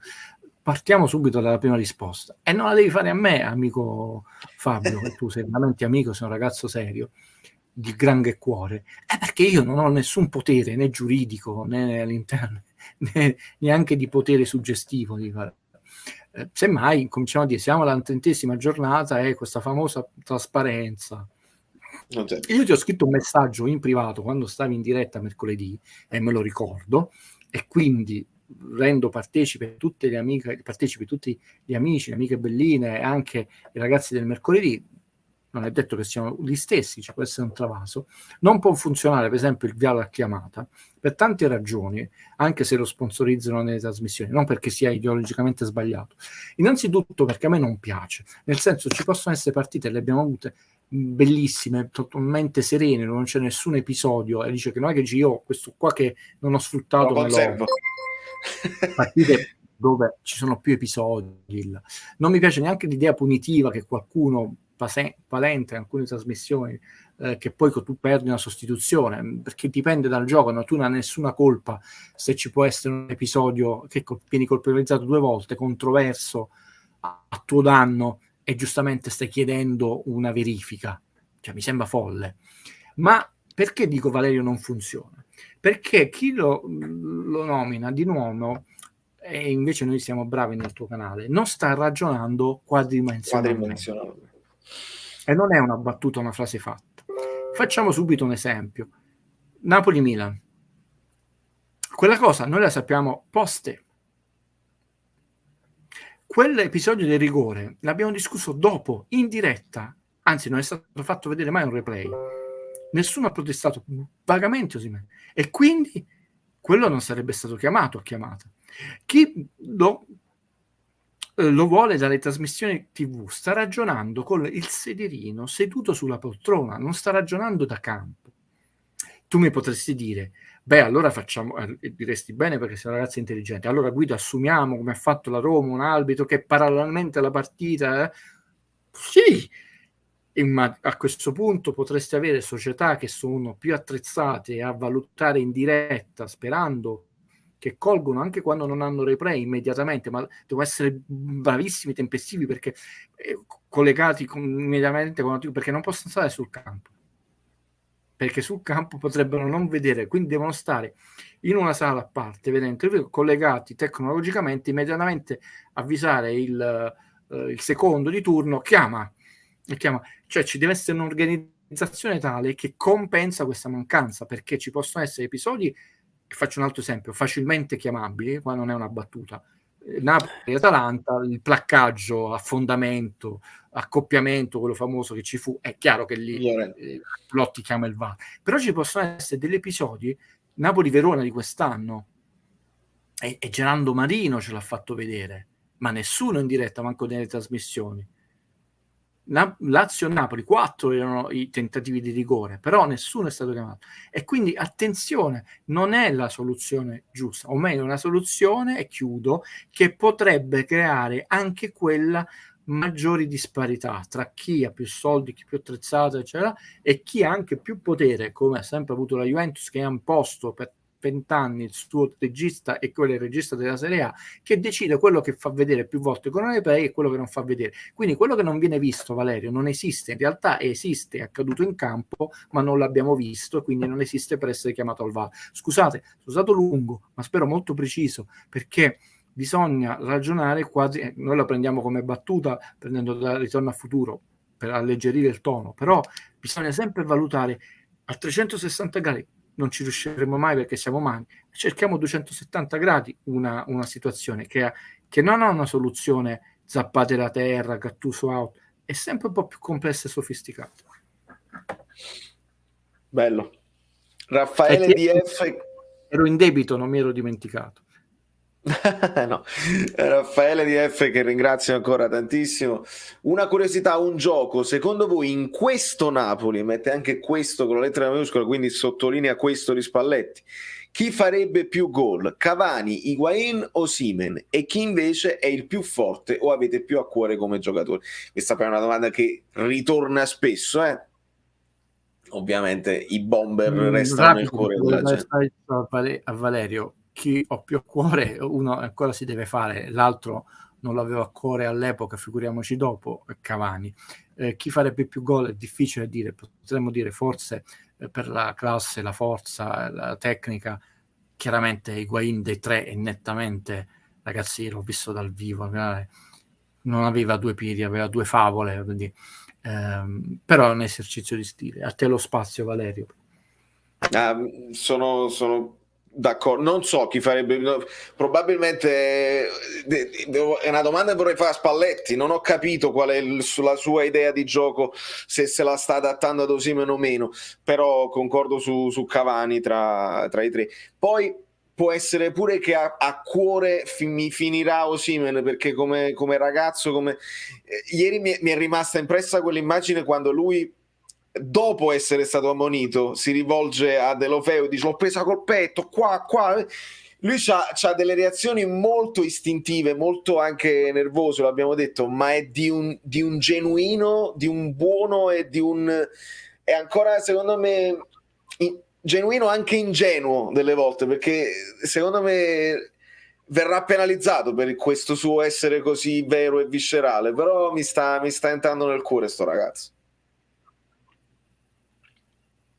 Sì, questo ragazzo se non si perde è molto facile nella vita, nella musica, nello sport, nel cinema, quando hai talento basta pochissimo, se non si perde può fare una grande carriera. E ti aggiungo, è solo una annotazione totalmente personale come essere umano, quindi non come analista, come giornalista, ma proprio come Guido. Io non so, ho una predilizione per la gente che anche soprattutto nella vita reale, la gente che sorride, no? Il sorriso mi affascina, mi conquista, no? E quindi gli sportivi che anche questo mi conquistava Maradona, prendeva un fallo, stava a terra, si alzava, ti faceva quel sorriso quando ancora aveva gioia a giocare al pallone. E ecco perché non potrei amare Bonucci, amo Mertens, no? E quindi i giocatori che danno allegria, e quando sorrideva Cavani era molto bello, perché Cavani sembrava proprio un Cristo, no? E ti dà allegria, Osimhen, ti dà allegria. Se lui questa allegria riesce anche a trasmetterla ai suoi compagni e non come energia positiva, non come paura, è tanta roba. Quindi questa cosa umanamente mi conquista, ma non è una di quelle cose che ha messo Carnessa in quel famoso cose che non vanno sul piazzamento. Sono contento di questa domanda. Aggiorniamo un po' di, perché noi siamo in corsa per lo scudetto per un dato principale, meno 14 dell'Inter rispetto all'anno scorso. Minchia, che ragazzi non è tanto, è un tracollo. Deve recuperare una partita col Bologna, facciamo meno 11 che ha già vinto, e soprattutto ragazzi nel girone di ritorno, la famosa classifica Guido, l'Inter ha meno 12 con una partita in meno che può andare meno 9, ma meno 9 non è tanta roba, è un tracollo.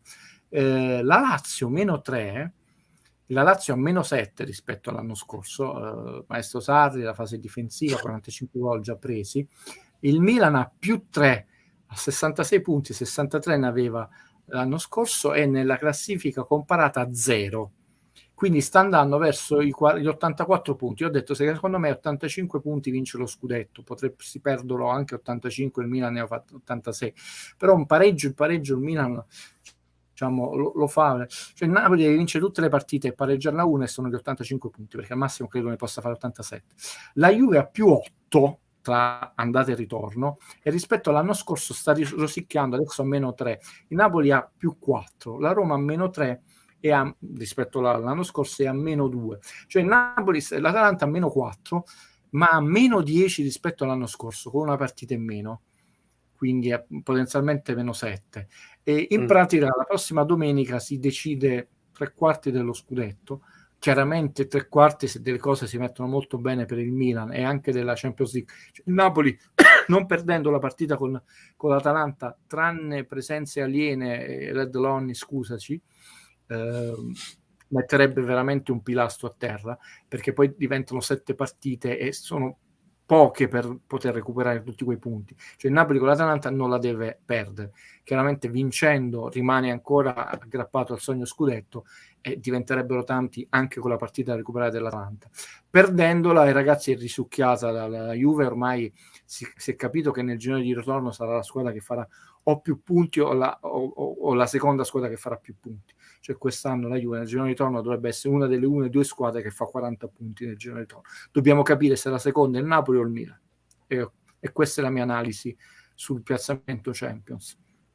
Nel frattempo Marietto si sta anche seguendo il super classico con il Boca che passa in vantaggio, quindi oggi c'era sia Real Madrid-Barcellona che Boca Juniors-River Plate. Ragazzi, amici belli, la mia community è straordinaria, non c'è niente da fare.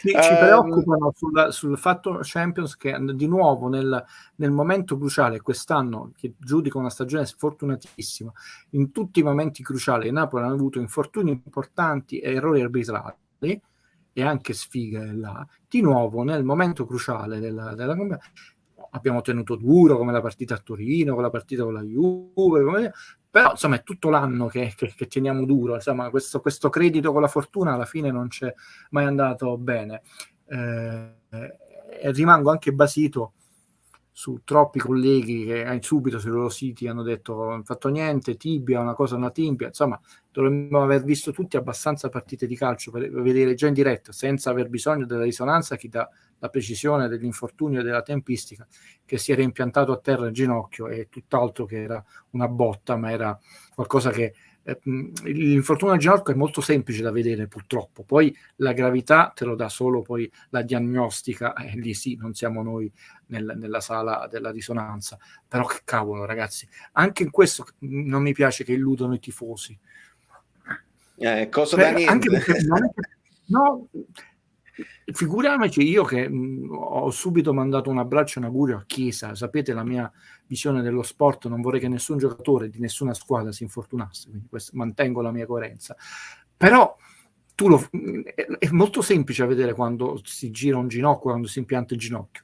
Sulla gravità te lo dà la risonanza magnetica, tranne se tu non hai visto proprio già in diretta quelle cose che ti spaventi, no? Quindi nella migliore delle ipotesi un mese fuori, che diciamo meno male non si è rotto né il legamento né il menisco, ma un mesetto te lo fai. Che cavolo, non è giusto prendervi in giro. Questo è sempre dal mio modo di interpretare il mestiere in modo etico, che non ti porterà ad andare in televisione. Bene, allora sì, c'è anche Roma-Lazio, ovviamente tra i vari derby assoluti, c'era Feyenoord-Ajax, giornata pazzesca. Tra l'altro Guido, prendo questa domanda ma te ne faccio prima una io, mi è venuta questa curiosità e te la chiedo. Non si sa nulla dei recuperi, perché c'è ancora la Salernitana che ha 2 partite in meno, adesso c'è questa sosta per la nazionale, non si recupera niente di queste partite in sospeso, l'Inter col Bologna, l'Atalanta che deve recuperare ancora non so con chi, col Torino, la Fiorentina, cioè ci sono parecchie squadre ancora che hanno queste, l'Udinese 2 partite in meno. Io ho tutti, ti rispondo subito, no, ho tutti i difetti di questo mondo e me li prendo, E sicuramente sbaglio, perché quando quella persona dice: ma dopo questo gentile però quanto è presuntuoso, non riesco a finirlo di sentire, è vero, e mi prendo e miglioreremo, perché mi crea un po' di distacco e posso sembrare più antipatico. Però che cavolo, io dissi immediatamente: dobbiamo far così, e il Covid è così, facciamo così così, e sto succede. Ma che cosa sarebbe stato, insomma, tutto sommato, quella giornata e mezza? Bloccare tutto, nuovo protocollo, far scendere un po' i casi. Valerio, ci sono ricorsi fatti da avvocati diversi che hanno tempistiche diverse, perché poi quello, tra l'altro, è un fuoriclasse, l'avvocato Chiacchio, quello che ha vinto di nuovo con la Salernitana.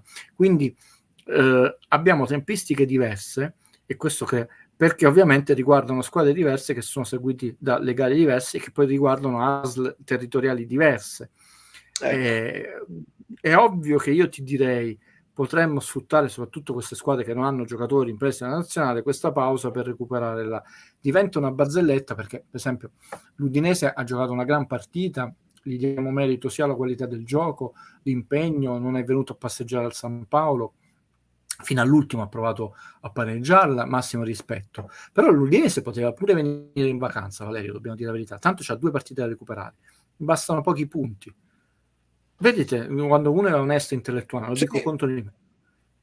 Noi abbiamo troppe situazioni. La Salernitana è già retrocessa, io ve lo dissi subito, no? Questa cosa che la gente che vi dice: no, ma qua se Milik avesse segnato, ragazzi, non so, fa 40 punti nel giro di ritorno, una squadra che però noi abbiamo situazioni veramente imbarazzanti.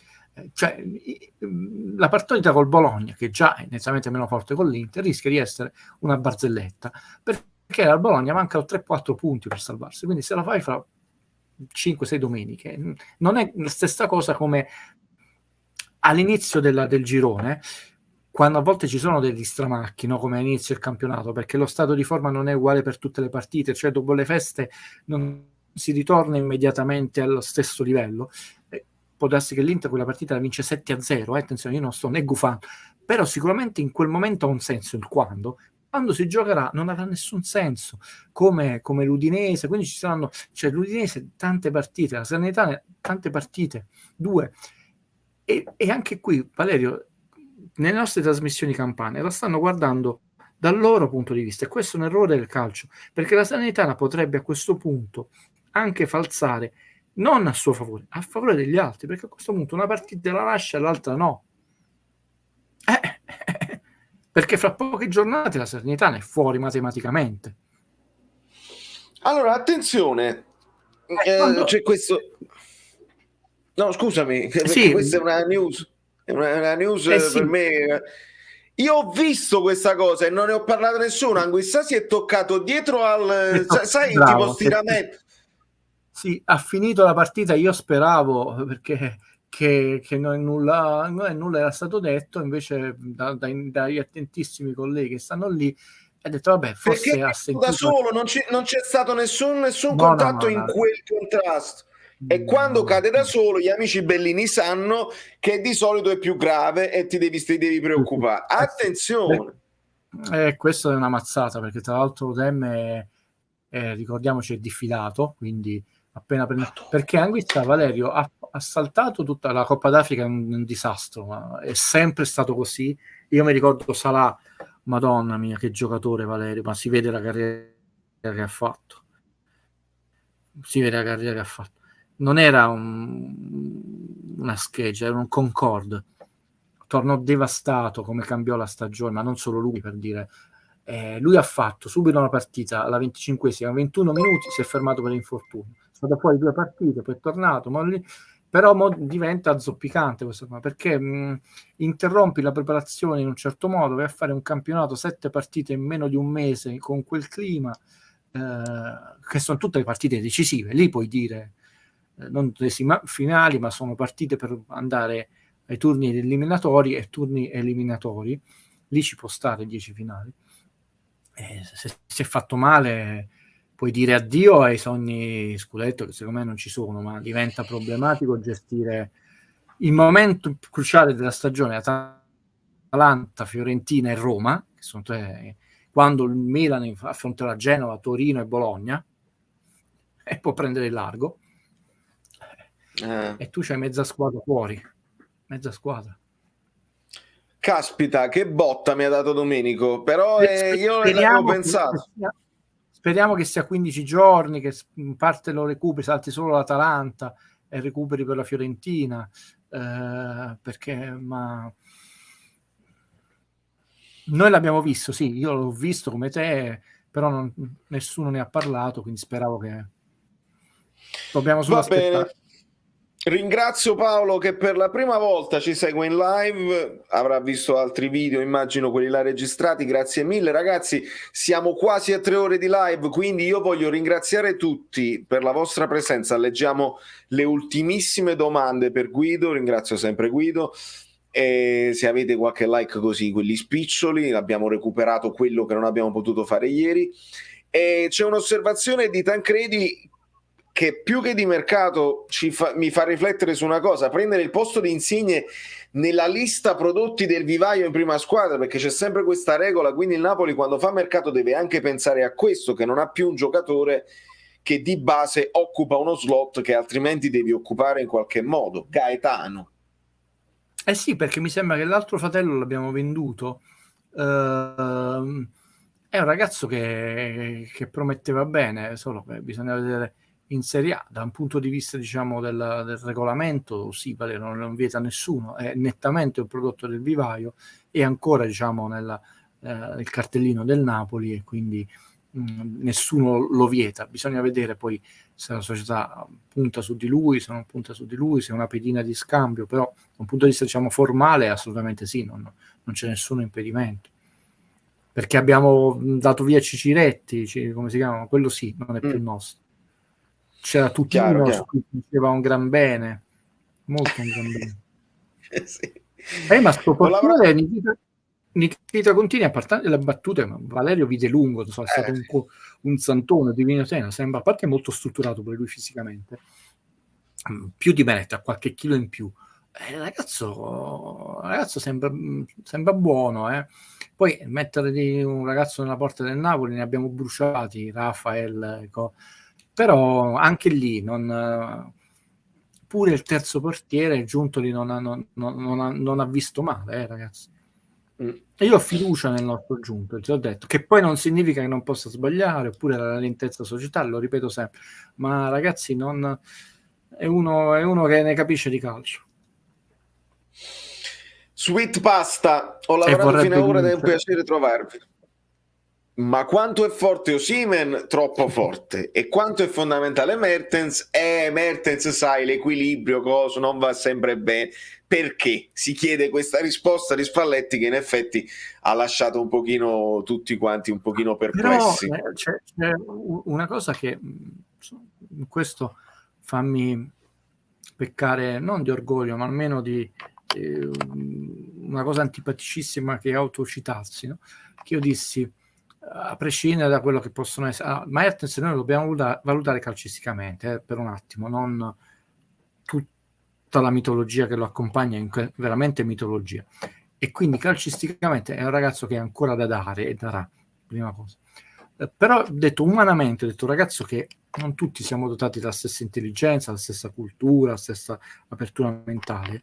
Io ho detto non ne uscirà non solo distrutto da un eventuale atteggiamento della società di Spalletti, perché è troppo intelligente. Come sta gestendo, come ha gestito tutto questo periodo, non solo non l'hai visto depresso, col muso, incattivito, ma l'hai visto totalmente partecipe del progetto e il supporto dei compagni.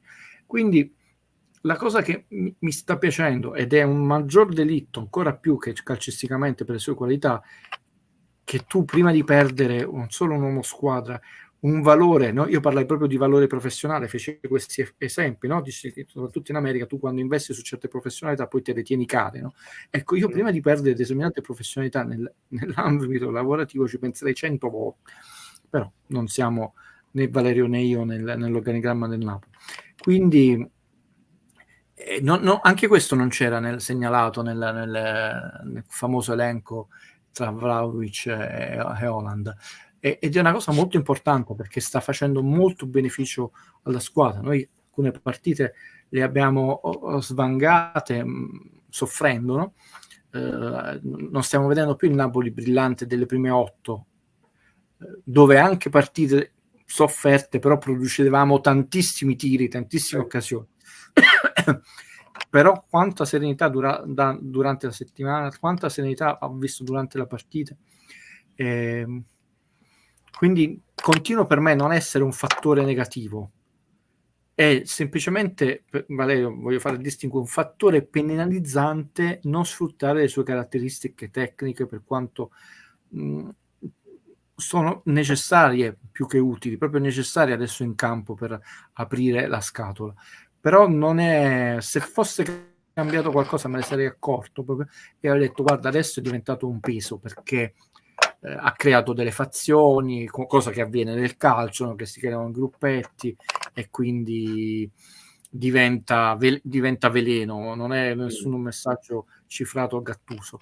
E invece l'ha usato anche Spalletti il veleno, e invece è un fattore dominante, perché il ragazzo è troppo intelligente, e poi l'amore che avrà per la città non è ormai è andato al di là. Ho detto, mentre se andrà via l'anno prossimo, ma anche se va in un'altra città, comunque, soprattutto se il figlio nasce a Napoli, no? Comunque sarà legato, come Vinicio, come questi personaggi, comunque saranno quelle leggende che legano il loro nome in maniera indissolubile alla nostra città e vanno coccolate. Però intanto, parlando di calcio, noi stiamo facendo un delitto. Meno male che Spalletti l'ha messo subito, perché se no non si gioca nei secondi tempi, non si gioca, ragazzi, non si gioca la partita, nonostante tanti minuti di recupero, 26 nel primo tempo, 20-05 nel secondo, 20-31 col Verona, ragazzi, è una matematica, d'altronde sono tanti anni che lo studio, non si gioca. La partita col Torino, ricordiamoci, 19-34 e 14-46 nel secondo tempo, la partita col Torino di Juric, Napoli-Verona l'anno scorso, un pianto greco, e dove tu lì già la posso pronosticare, lì devi passare in vantaggio, Valerio, non puoi proprio permetterti quella partita di doverla recuperare, perché non giochi. Questa è la mentalità del calcio italiano. Quindi un giocatore come Mertens serve come proprio a noi, e adesso è di nuovo tutto sulle sue spalle, come quando si è infortunato solo per una partita, perché Osimhen prenderà una sola giornata per cumulo di ammonizioni, non doppia squalifica, cumulo di ammonizioni, ha raggiunto le 5 ammonizioni. Dobbiamo essere precisi. Il Baby Ciro penso che ci vorrà un mesetto, non ho seguito le... Sì, la moglie era al San Paolo, nonostante sia in dolce attesa, ormai non si perde un appuntamento. Ho postato un video, l'altro giorno erano a Roma, hanno scritto manca poco, rispettiamo la privacy, state sicuri che, insomma, per quanto sono social, prima noi in maniera gioiosa non mancheranno, però rispettiamo, parte sempre una cosa delicata, quindi zitti. Però diciamo la cosa che ci ha fatto piacere che nonostante lo stato di dolce attesa non è mancata nemmeno domenica l'appuntamento con lo San Paolo, quindi, e ormai sono integrati nella città. Toronto ha vinto la sua prima partita, è vero, perché io ma noi vogliamo bene Insigne, ma è chiaro, ma noi diventiamo tifosi. Io adesso ho conosciuto un amico bellino che abita a Toronto, e adesso noi faremo anche degli approfondimenti, perché l'anno prossimo non c'è dubbio proprio. Anzi, segnalo che nella partita di Insigne, quando poi te la vedi a freddo che non pensi al risultato, puoi notare certe cose. Insigne è tornato a fare 2 schemini, sai, i famosi schemini sul calcio di punizione che ci erano piaciuti molto. Nella prima, che il Napoli segna, fa la finta di raccogliere il pallone e Mario Rui fa subito il cross. Quindi può essere che qualcuno della difesa sia rimasto un attimo così. La seconda volta fa la finta di andare in avanti, fa finta che non gliel'hanno passata subito, poi ritorna per fare un altro lancio. Quindi mi sa che siamo ritornati a fare almeno qualche schema sul calcio di punizione che ci stava piacendo tanto. Se avesse avuto un altro procuratore, cioè avesse mantenuto il suo storico, secondo me, e un po' meno un paio di colleghi che l'hanno troppo sannato, cioè, poteva uscire un giocatore, ma non si fa così seria la storia, un giocatore meraviglioso, il ragazzo è d'oro, ha quel carattere musone, ma io continuo a dirlo, vedi anche ieri le osservazioni di Guido, quando Insigne non pensa è devastante, quello stop che ha fatto sul passaggio lungolinea di KK a inseguire, poi ha anche la fortuna che il giocatore gli scivola davanti, però mamma mia, quando Insigne ti voglio mandare un paio di fermofotogrammi, perché insomma poi non mi piace, così chiudiamo con questo. È andata così, però io diventerò tifoso del Toronto, perché voglio bene, l'ho detto, a tutti i giocatori che hanno onorato la maglia del Napoli, a prescindere di qualche sbavatura, sono uomini, non robot. Se un giocatore scopri che era un venduto, è ovvio che tu oppure fai l'Higuaín della situazione, non lo puoi più amare, ma un giocatore come Insigne gli vorremmo sempre bene, sia chiaro, noi, e saremo tutti tifosi del Toronto, oppure se pare che non olterà per il titolo in America. Non allora, penso proprio, però se arriva Criscito, che ne sai? Ti ho mandato, se li puoi far vedere, andiamo alla parte finale, il gol che abbiamo preso. Io non capisco che cosa c'è. Ecco, la bisettrice è. Quando vi dissi, grazie Valerio, sei sempre gentilissimo, noi dobbiamo migliorare, che concediamo una qualità di tiro. E tra l'altro questa cosa vi è fatta molto bene nelle dirette che fa Valerio il mercoledì. Sono bravissimi ragazzi, seguiteli. E non lo dico perché devo fare pubblicità, perché sono bravissimi. Secondo me fanno un lavoro anche troppo di supporto a alcune trasmissioni. Ospina sta perfettamente in bisettrice. Purtroppo noi concediamo un tiro dove hai tutto lo specchio della porta. Si vedrà meglio da una foto che pure poi manderò a Valerio. Fai vedere le altre, perché se hai pure detto Ospina, però non fa il Milano, mi sembra propaganda. Mi sembra proprio. No, ma poi tolgo un attimo perché voglio. Cioè, quello il miracolo lo fa dopo. Guido lo fa dopo, quando leva il pallone dal set. Ne fa due. Lo fa il miracolo. Sì, lo fa il miracolo. Non si può dire Ospina ha fatto una grande partita, però non fa il miracolo. L'ha fatto! E ragazzi, vai 2-0, l'hai persa quella partita. Invece così rimani secondo screenshot. Sì, te ne mando più di uno. Perché mi piace farvi vedere il campo. E lui sta caricando il tiro. Siamo molto in ritardo, tutta la difensione. Quindi lui ha avuto solo Mario Rui, è riuscito a chiuderli. Sempre il tanto bistrattato Mario Rui è l'unico che è andato a riuscire a chiudere la diagonale, in modo tale che gli ha precluso la possibilità, avendo tutto lo specchio della porta, di calciare sull'altro palo, e gli ha dato solo quel palo di tiro. Ma Ospina giustamente è perfettamente in bisettrice, basta dividere la palla. La bisettrice è quell'angolo ideale. Guardate, ho fatto i vari fermi fotogrammi e Valerio va di far vedere tutti adesso. No, fai vedere gli ultimi soprattutto, perché fai vedere dove ha piazzato la palla, perché poi la gira. Vabbè, dobbiamo trovare sempre il difetto a questo portiere. Gira. Ragazzi, la palla ha preso il palo interno. Cioè, guardate dove è andata. Allora, violentissima. Sì, no, ma è imparabile. Vabbè, dobbiamo dare la colpa sempre a Ospina. Mi sembra propaganda. Mi sembra che c'è qualcosa che non mi torna, e non lo so, ragazzi, proprio non lo so. Questo è il campo, non è Guido Gentili, cioè questo è il campo. Se vedi questi che ti sto mandando, si vede ancora meglio la chiusura di Mario Rui, che ha dovuto lasciare soprattutto all'ultimo il suo terzino, il quinto di riferimento. Sì, con i 6 non si vanno assolutamente. E vedete quanto spazio libero aveva interessantissimo dell'Udinese, Valerio, veramente interessante come giocatore. Veramente interessante. Lui era un po' chiuso al Barcellona, ma insomma la gente non si ricorda chi aveva davanti. Mamma mia. Perché c'era ancora Sanchez quando stava al Barcellona. E giocava poco Sanchez, perché c'erano quegli altri. Era una sorta di questo uomo che entrava, ma insomma aveva Messi, Neymar, Sanchez. Mamma mia. Allora, vediamo dal gol 7. Sì, guardate qua. Lui sta al centro dell'area, a 17 metri dalla porta, e c'ha tutto, fa un controllo orientato. Purtroppo stiamo messi male e gli concediamo tutto l'angolo della porta. Anzi, bravo Mario Rui, che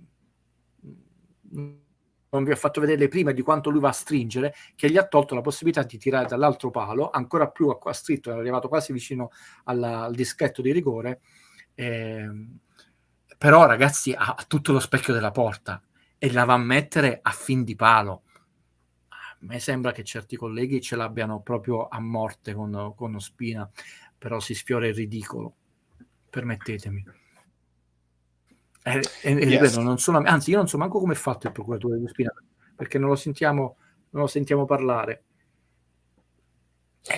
Qua vedi proprio che la dinamica del gol, noi dobbiamo essere bravi a concedere nel secondo tempo, quando gli concediamo meno specchio della porta, Ospina se la va a chiudere il suo palo, e sempre a De Ruffè non gli concedi il secondo gol. Però su questo gol credo che ci sia poco da fare. Poi diranno, non ha spinto abbastanza. Ragazzi, l'ha messa a 1 millimetro dal palo. Se la mette più precisa, prende il palo e rimbalza. E va fuori. Io ringrazio Alessio Marigliano per l'ennesima donazione, gli rinnovo anche gli auguri. Faccio gli auguri anche al tuo babbo, Guido, ne approfitto così lo ricordo, per la festa del papà passata. Con i se e con i ma non andiamo da nessuna parte, e ha ragione, e ce lo ricordiamo, e dobbiamo ricordarcelo sempre quando facciamo con l'analisi del calcio. Guido, siamo alle 3:10. Io ti ringrazio tantissimo per la tua presenza, per la tua disponibilità, e ti lascio rispondere a un'ultimissima domanda alla quale io non posso rispondere perché il primo non l'ho mai visto giocare. Kroll. Sì, ve lo posso dire con certezza, perché non solo elabora. Ho visto mio papà, non solo per la qualità in campo, ma era proprio leader, cioè uno che metteva sugli attenti, più personalità. Ragazzi, noi a Koulibaly vogliamo un bene nell'anima, un ragazzo che pare che essere proprio, oltre che un pezzo di pane, una pulizia morale, una generosità, una bellezza, cioè uno che voleva chiedere scusa a quello che l'ha insultato a Firenze, ci voglio parlare. Per noi lo amiamo, attenzione. Calcisticamente io scrissi un articolo giocando un po' su questo fatto che sono i top player, per prenderlo lui come esempio. Quindi parliamo di un nostro eroe. Però Kroll aveva una personalità, veniva dall'Ajax, del grande Ajax, un giorno vi racconterò aneddoti. C'è uno che metteva sugli attenti chiunque, perché aveva carisma. Si è trovato in un Napoli non fortissimo, infatti lui era Stene. Se fosse stato presente qualche anno prima, però con la storia non si fa con i sé, no? Noi quell'anno che vendemmo Zoff, ci prendemmo un portiere meno forte, sfiorammo lo scudetto, no? Cuore ingrato. Purtroppo è il fatto di non essere squadre così ricche ti costringono. Vedete l'Ajax, e chiudo, no? Quando hanno fatto la Superlega, Valerio, non hanno considerato l'Ajax, che ha qualche Coppa Campione in più della Juve. Ha vinto tutte e 3 le competizioni, Coppa delle Coppe, Coppa UEFA e Coppa Campioni. Calcisticamente è una tradizione incredibile. Quello che manca, c'è uno stadio di proprietà, settore giovanile. Quello che manca quest'anno dell'Ajax è che non ha un campionato ricco come quello inglese, i soldi degli altri campionati, e quindi ovviamente i suoi talenti a 22-23 anni li devi cedere, e non ti quando vinci, e quindi non è arrivata a vincere le Champions. Quello era un Ajax invece dominante, e noi ci andammo a prendere una delle sue stelle, ed era veramente carismatico Kroll. Era proprio prescindere dai meriti calcistici. Poi Bruscolotti un po' si lamenta perché, diciamo, non era ruvido come difensore, ma quello non era il calcio totale dell'Ajax, chi doveva fare i fallati, di chi ti nascondeva il pallone. Ho avuto la fortuna da piccolo vedere questi giocatori, ma proprio piccolo, però ho i ricordi dell'anziano padre. Ti lascio andare perché sono 3:12 e 57 minuti. Ringrazio per la pazienza tutti le belline e gli amici bellini, e il mio saluto caloroso questa settimana va a tutti i titolari di Ferramenta. ricordiamolo sempre, grazie a Guido Gentile, che trovate sul suo canale YouTube Guido Gentile Piano Sequenza, dove parla di cinema, che tra l'altro mi piace anche ricordare che è il suo argomento principale, è quello di cui si occupa per la vita. Lui parla di calcio proprio perché ci vuole bene, ma altrimenti probabilmente ne farebbe anche a meno. Saluto tutti, prendo proprio gli ultimissimi messaggi per tutti. La nazionale rischia il mondiale, parliamo prossima live. Grazie Francesco, sicuramente è una buona idea, anche perché vi anticipo due cose. Quindi ragazzi, siete 248, fate screenshot, registra schermo. Vi do due anticipazioni: che in questa settimana escono nomi nuovi di mercato. Sai sicuro che escono nomi nuovi di mercato e si parlerà solo di mercato, e che Insigne o gli danno un buon traduttore o fa comunella con Criscito, vi farà vedere nel campionato americano tutti questi schemi su punizione. Segnatevelo adesso, perché poi ne parliamo poi a luglio, a giugno, ad agosto, a settembre, perché io lo seguirò. Segnatevelo adesso, vedrete tutti quei famosi schemi, la finta, Zielinski, così nel campionato americano, insieme a Criscito, uno mancino, uno destro. Se ne occuperanno loro e si divertiranno. Un bacio a tutti voi, Fabio Versatile, Polli, tutti i moderatori, Rita, Marietto, eccetera, eccetera, e a tutti quelli che hanno sostenuto, seguito la live, riempito di spunti e di messaggi interessanti. Siete sempre i miei eroi. Vediamo se ho tempo di fare l'analisi tattica proprio approfondita, ve la faccio uscire domani mattina, non lo so, voi state tuned, iscrivetevi al canale, fate tutte le cose belline, io lancio la sigla. Buonanotte. Questo programma è stato offerto da niente di meno un programma, cioè proprio la sigla, fluido.net, e magliette, le cose, insomma. valeriofluido.oplix.com. Comunque tu ti sei montato alla testa. Alla fine è un programma. Sì, ringrazio infinitamente il lavoro instancabile dei moderatori, gli abbonati bellini e i supporters, i collaboratori e tutti i vostri commenti, perché questa community è come una seconda famiglia.